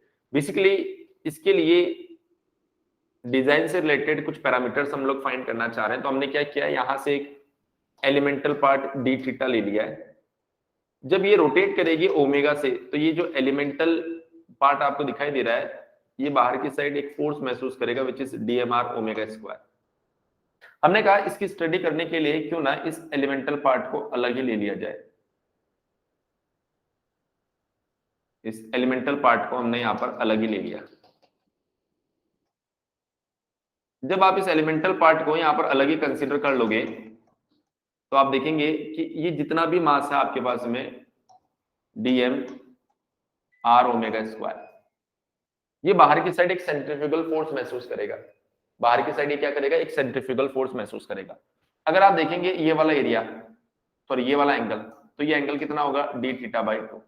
जब आपने इसको अलग किया होगा तो यहाँ पर एक टेंशन आपको दिखाई दिया होगा और यहाँ पर भी एक टेंशन दिखाई दिया होगा। ऑफ कोर्स ये एंगल 90 डिग्री रहा होगा। अगर आप देखें यहां पर सो ये वाला एंगल रहा होगा आपके पास में अगेन डी थीटा बाई 2 और ये एंगल भी रहा होगा अगेन डी थीटा बाई 2। अब देखिए यहाँ पर जो टी आपको दिया गया है उस टी के आप दो कंपोनेंट कर सकते हैं, एक कंपोनेंट इधर which is T cos d theta by 2, एक कंपोनेंट आएगा आपका इधर which is T sine d theta by 2। Similarly यहां पर भी एक कंपोनेंट आएगा इधर आपके पास में यह आएगा T cos d theta by 2 और यह आएगा आपके पास में T sine d theta by 2। तो कॉस वाला कॉस को बैलेंस कर देगा, लेकिन जो बाहर की side dm r omega square लग रहा है उसको बैलेंस किया जाएगा by the help of 2t sine 2t sine d theta by 2। So पहला इंपॉर्टेंट पॉइंट, जब आपके पास में साइन थीटा बहुत छोटा होता है तो साइन थीटा को आप थीटा पुट कर सकते हो। दूसरा इंपॉर्टेंट पॉइंट, अगर आपको डीएम लिखना है, मास लिखना है, तो आप यूज करते हैं mass equals to density multiply by volume, density multiply by volume. So अगर मैं बात करूं यहां पर डेंसिटी, डीएम लिखना ना मैं, तो डेंसिटी तो एलिमेंटल पार्ट लो या कोई बड़ा पार्ट लो, डेंसिटी तो रो ही रहता है। लेकिन अगर मैं बात करूं वॉल्यूम, तो ये आपके पास में एक सिलेंड्रिकल पार्ट है जिसका वॉल्यूम आपको फाइंड करना है। तो इसका वॉल्यूम आप कैसे लिखेंगे, इसका cross sectional area A multiply by this complete height या बोल सकते हो कंप्लीट लेंथ। अगर ये आर है, ये एंगल डी थीटा है, तो ये कितना होगा आर डी थीटा। तो आपने यहाँ पर मेंशन कर दिया आर डी थीटा। तो आपको यहाँ से डीएम के बारे में इंफॉर्मेशन मिल गई। सो डीएम आपके पास में आ जाएगा, डीएम आपके पास में आ जाएगा rho A R D theta, rho A R D theta, और यहां पर आ गया आर ओमेगा स्क्वायर। तो अब अगर आप ध्यान से देखें तो ये डी थीटा से डी थीटा चला गया, 2 से 2 चला गया। ओवरऑल जो रिजल्ट, ओवरऑल जो इक्वेशन में देख पा रहा हूं वो इक्वेशन आ रही है रो ए आर ओमेगा का whole square equals to T. R omega, V बराबर आर ओमेगा, ये लीनियर वेलोसिटी को बता रहा है। So rho A V square equals to T. यहां से आप बोल सकते हैं rho V square equals to T by A. ये टी बाई ए, ये जो सरकमफ्रेंस आप देख पा रहे हैं, ये जो टेंशन महसूस कर रही है पर यूनिट एरिया, उसको बोला जा रहा है यहाँ पर टी बाई ए। एक्चुअल में इस तरह की जो स्ट्रेस होती है उसको बोला जाता है हुप स्ट्रेस। अगर आपने सोम पढ़ा होगा तो वहां पर आपने एक चैप्टर पढ़ा होगा थिन सिलेंडर्स, और थिन सिलेंडर्स के अंदर आपको बताया जाता है कि जब वहां पर लेट सपोज एक बॉटल आपके पास में है, एक सिलेंडर आपके पास में है, आप उसके अंदर पानी भरते जाइए भरते जाइए भरते जाइए, अब क्या होगा, वो फुल हो चुका है लेकिन आप स्टिल पानी उसके अंदर भर रहे हैं, तो उसकी जो सरफेस, उसकी जो सरकमफ्रेंस होगी वो एक्सपैंड करने की कोशिश करेगी लेकिन एक्सपैंड हो नहीं पाएगी। जब वो एक्सपैंड करने की कोशिश कर रही है पर हो नहीं पा रही, तो उसके अंदर एक सरकमफ्रेंशियल स्ट्रेस डेवलप होगी, बेसिकली उसे बोला जाएगा यहां पर हुप स्ट्रेस। तो ये आपके पास में एक सरकमफ्रेंशियल स्ट्रेस है जो कि ये रिम महसूस करता है। क्यों? क्योंकि रोटेट कर रहा है तो सारे पार्टिकल्स बाहर जाने की कोशिश कर रहे हैं, तो एक सरकमफ्रेंशियल स्ट्रेस यहां पर डेवलप हो जाती है, उसको बोला जा रहा है हुप स्ट्रेस। तो बेसिकली आप इसे बोल देते हैं rho V square equals to sigma. तो यहां से जो वेलोसिटी भी आ रही है वो आ रही है आपके पास में सिग्मा बाय रो। इतनी वेलोसिटी ये रिम अपने सरकमफ्रेंस के ऊपर महसूस करती है। अगर मैं बात करूं वेलोसिटी इंक्रीज करने पे, तो ऑफ कोर्स जब आप वेलोसिटी बढ़ाएंगे तो सरकमफ्रेंशियल स्ट्रेस भी बढ़ेगी। एक इंस्टेंट आएगा जब ये सरकमफ्रेंशियल स्ट्रेस बढ़ के सिग्मा बी पर आ जाएगी। Sigma b is actually maximum allowable circumferential stress होती है। इससे ज्यादा स्ट्रेस ये बर्दाश्त नहीं कर पाएगा। तो उस स्ट्रेस पर जो वेलोसिटी होती है ना, उस वेलोसिटी को आप कहेंगे कि सर ये मैक्सिमम पेरिफेरल वेलोसिटी है। So V max equals to sigma B divide by rho. तो आपकी जो वेलोसिटी होती है ना, आपकी जो वेलोसिटी होती है वी, वो हमेशा वी मैक्स के कम या ज्यादा से ज्यादा उसके बराबर हो सकती है, इससे ज्यादा कभी भी नहीं हो सकती। इससे ज्यादा होती है तो इसके अंदर कहीं ना कहीं मटेरियल फेल कर सकता है, इसके अंदर कहीं ना कहीं मैकेनिकल फेलियर आ सकता है। एक बार सभी स्टूडेंट्स बोलेंगे पॉइंट क्लियर हुआ या नहीं हुआ। एक छोटा सा पॉइंट और बचा है, वो भी मैं साथ के साथ बता दूंगा। पहले ये बताओ इतनी बात आपको क्लियर हुई या नहीं हुई? इतनी बात आपको क्लियर हुई या नहीं हुई? तो किसी भी तरह का कोई भी पॉइंट मैं छोड़ना नहीं चाह रहा हूं। मैं चाह रहा हूं कि जब हम लोग कुछ ही सब्जेक्ट पढ़ रहे हैं, 2-3 सब्जेक्ट ही हम लोग पढ़ पाएंगे मैथ्स के अलावा। सो अगर हम लोग उन सब्जेक्ट को पढ़ रहे हैं तो इस तरीके से पढ़े कि एटलीस्ट उसमें से क्वेश्चन आए तो कहीं पर भी कोई हमसे गलती ना हो। ऐसा नहीं हो जाए कि जल्दबाजी के चक्कर में कोई पर्टिकुलर पॉइंट या टॉपिक जो हमने पढ़ा नहीं और उसके ऊपर क्वेश्चन आ जाए। सो हम जितना पढ़ेंगे वो सब खराब हो जाएगा, इसलिए ये छोटे छोटे पॉइंट्स पे मैं यहाँ पर डील कर रहा हूँ। इसी तरह से एक और छोटा सा पॉइंट है, जिसको बोलते हैं fly wheel in punching press. Flywheel in punching press. So flywheel in punching press की अगर मैं बात कर रहा हूं, फ्लाईव्हील इन पंचिंग प्रेस की मैं बात कर रहा हूं, तो पहला क्वेश्चन आता है कि सर इसको अलग से यहां पर डिस्कस करने का क्या फायदा है। मैंने कहा देखिए, जब आप इंजन के अंदर फ्लाईव्हील की चर्चा करते हैं और जब आप पंचिंग प्रेस में फ्लाईव्हील की चर्चा करते हैं, तो दोनों में डिफरेंस है। दोनों में डिफरेंस है। क्या डिफरेंस है? इंजन के केस में, और पहले इंजन के केस में बता देता हूं। इंजन के केस में जो इनपुट मिलता है क्रैंकशाफ्ट को, वो मिलता है टर्निंग मोमेंट, और टर्निंग मोमेंट जो होता है वो फंक्शन ऑफ थीटा है। इंजन के केस में जो इनपुट मिल रहा है क्रैंकशाफ्ट को वो होता है टर्निंग मोमेंट। और टर्निंग मोमेंट कौन है यहाँ पर? टर्निंग मोमेंट बेसिकली कोई नई चीज थोड़ी है। टर्निंग मोमेंट तो यहाँ पर जो आपने डिराइव किया था T equals to function of theta, वही तो था। अब जब थीटा बदलेगा तो वो बदलेगा, तो इसका मतलब ये हुआ कि जो इंजन को इनपुट मिल रहा है वो फ्लक्चुएट कर रहा है। जो इंजन को इनपुट मिल रहा है वो फ्लक्चुएट कर रहा है। अब बात करते हैं इंजन के ऊपर जो लोड होता है। मैंने आपको क्लियरली बताया था कि जब आप फ्लाईव्हील की चर्चा करते हैं तो उस टाइम पर लोड को क्या माना जाएगा? इंजन के लिए, क्रैंकशाफ्ट के लिए कांस्टेंट। तो इस केस के अंदर अगर आप देखें तो इनपुट फ्लक्चुएट कर रहा है और लोड जो है आपका वो कांस्टेंट है। अब मैं पंचिंग प्रेस की बात करता हूं। ये पंचिंग प्रेस देखो कुछ कुछ ऐसी होती है, थोड़ा सा आइडिया देता हूं। यहां पर एक मोटर लगी हुई है जिसकी मदद से ये घूमेगा। इसके साथ एक और गियर, और इसके पीछे लगा होता है फ्लाईव्हील। और यहां पर आप bye the help of slider crank, single slider, आपने ये पंच अटैच कर रखा है। और ये आपके पास में शीट है जिसको पंच करना है, ये डाई सपोर्ट। इसकी थिकनेस जो है वो टी है, इसका डाया जो है वो डी है। तो आप देख सकते हैं कि सर जो पंच है वो ऊपर नीचे ऐसे मूव करता रहेगा। तो जब पंच ट्रेवल कर रहा है हवा में, कोई रेजिस्टेंस नहीं, ऑलमोस्ट नेग्लिजिबल रेजिस्टेंस। जैसे शीट आ गई बहुत ज्यादा रेजिस्टेंस आ गई। तो पंच के ऊपर जो लोड है वो क्या कर रहा है? इस केस में वेरी कर रहा है। लोड क्या कर रहा है? यहां पर वेरी कर रहा है। लेकिन पंच को जो इनपुट मिल रहा है वो मिल रहा है मोटर से, और मोटर आपको कैसा इनपुट देगी? कांस्टेंट। सो दोनों सिनेरियो को अगर आप ध्यान से देखें, दोनों सिनेरियो को अगर आप ध्यान से देखें तो ये अपोजिट है। यही कारण है कि पंचिंग प्रेस को हम लोग थोड़ा सा सेपरेटली अलग से डील करते हैं। यही कारण है कि पंचिंग प्रेस जो है उसको हम लोग क्या करते हैं, यहाँ पर अलग से डील करते हैं। एक छोटा सा रिलेशन, और कुछ नहीं है। अब देखो अलग से कैसे डील करेंगे, ध्यान से देखना बोर्ड के ऊपर।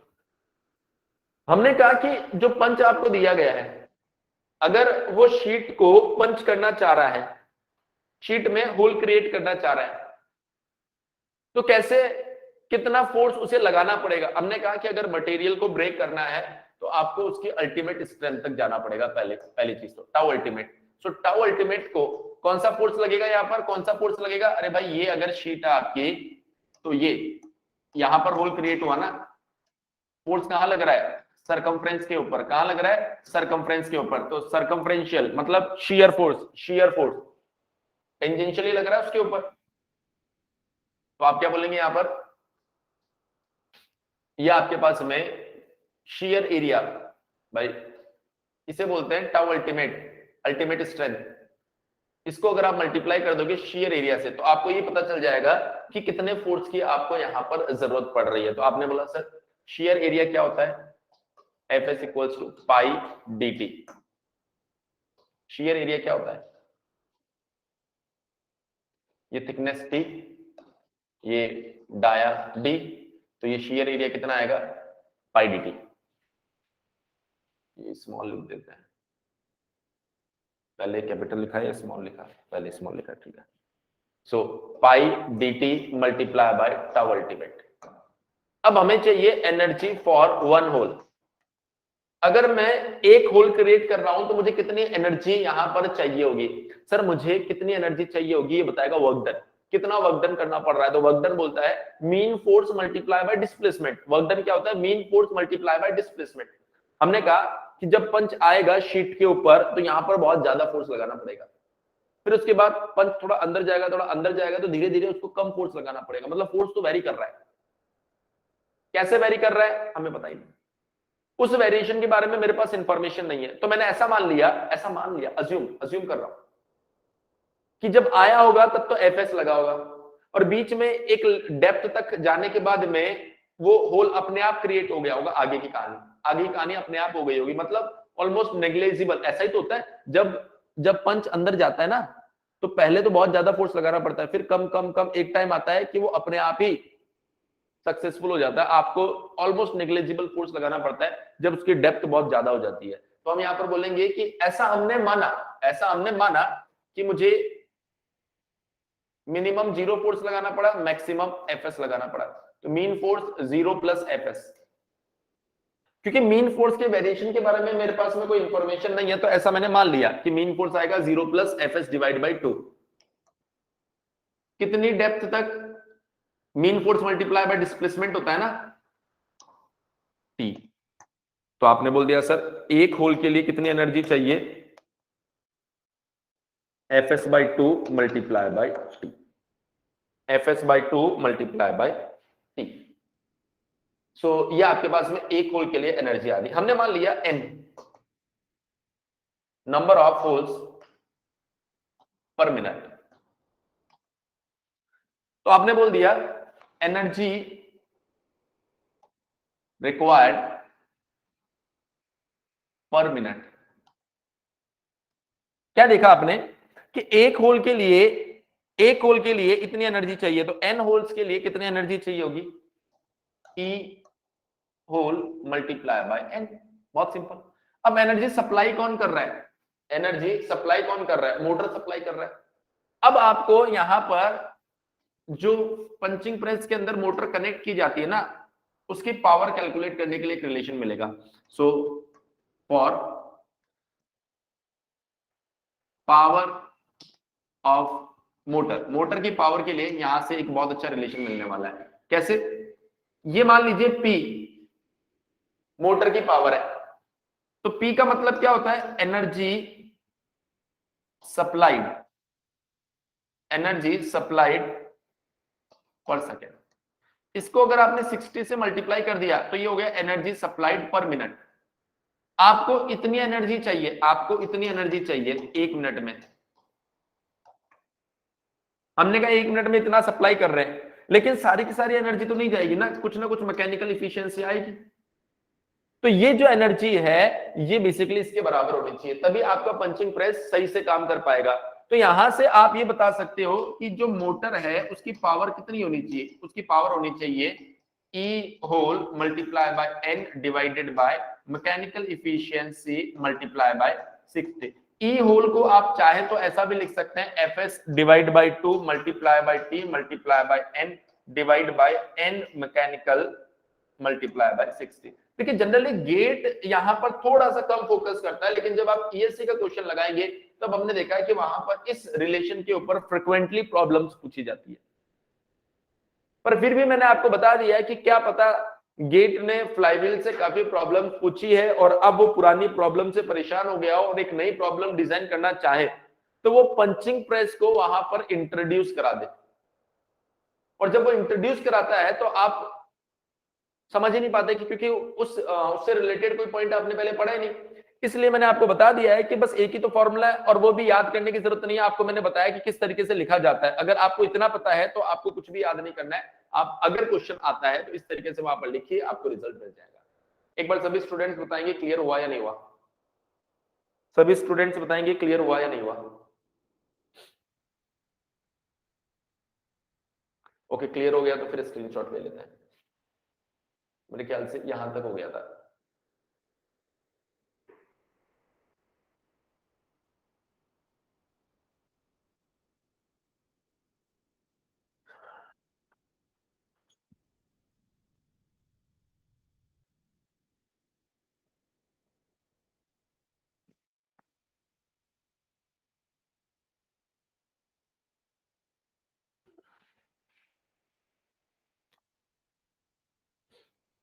अच्छा, आप में से अगर कोई व्हाट्सएप ग्रुप क्रिएट कर सकता है तो ग्रुप क्रिएट कर लीजिए, जिसके अंदर मैं पीवाईक्यू शेयर कर देता हूं,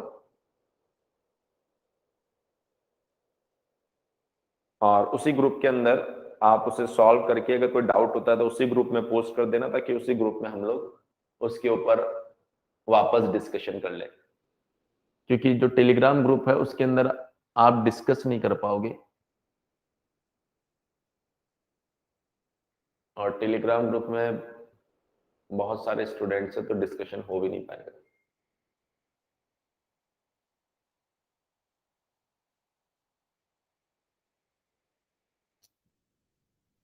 अगर आप में से कोई ऐसा है जो व्हाट्सएप ग्रुप क्रिएट कर सकता है आप लोगों का आपस में, तो मुझे बता दीजिए। मैं पीवाईक्यू क्वेश्चन शेयर कर देता हूं, और उसी ग्रुप में अगर आपको कोई डाउट आता है तो उसी के अंदर मेंशन कर देना, उसी में आप आपस में डिस्कस करते रहना। अगर कोई दिक्कत आएगी तो मैं अगले दिन क्लास में उस क्वेश्चन को सॉल्व करवा दूंगा।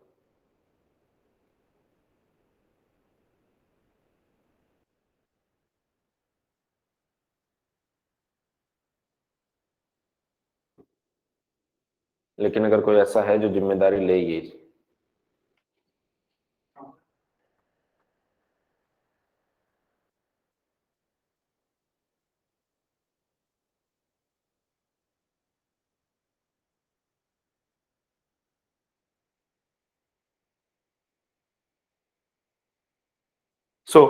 अगर जो भी आज आपने पढ़ा है उसमें अगर किसी भी तरह की कोई दिक्कत है तो आप लोग पूछ सकते हैं। बेसिकली ये फ्लाईव्हील से रिलेटेड जितनी भी प्रॉब्लम्स थी, जितने भी पॉइंट्स थे, वो सब कुछ मैंने बता दिया आपको यहां पर। तो क्लियर है सब कुछ?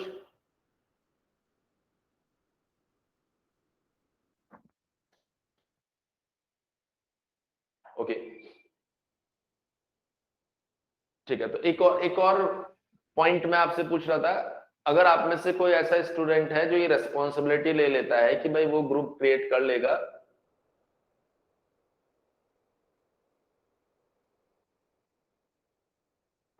वो ग्रुप क्रिएट कर लेगा, तो मैं उसमें पीवाईक्यू शेयर कर लूंगा, कोई ऐसा अगर है तो।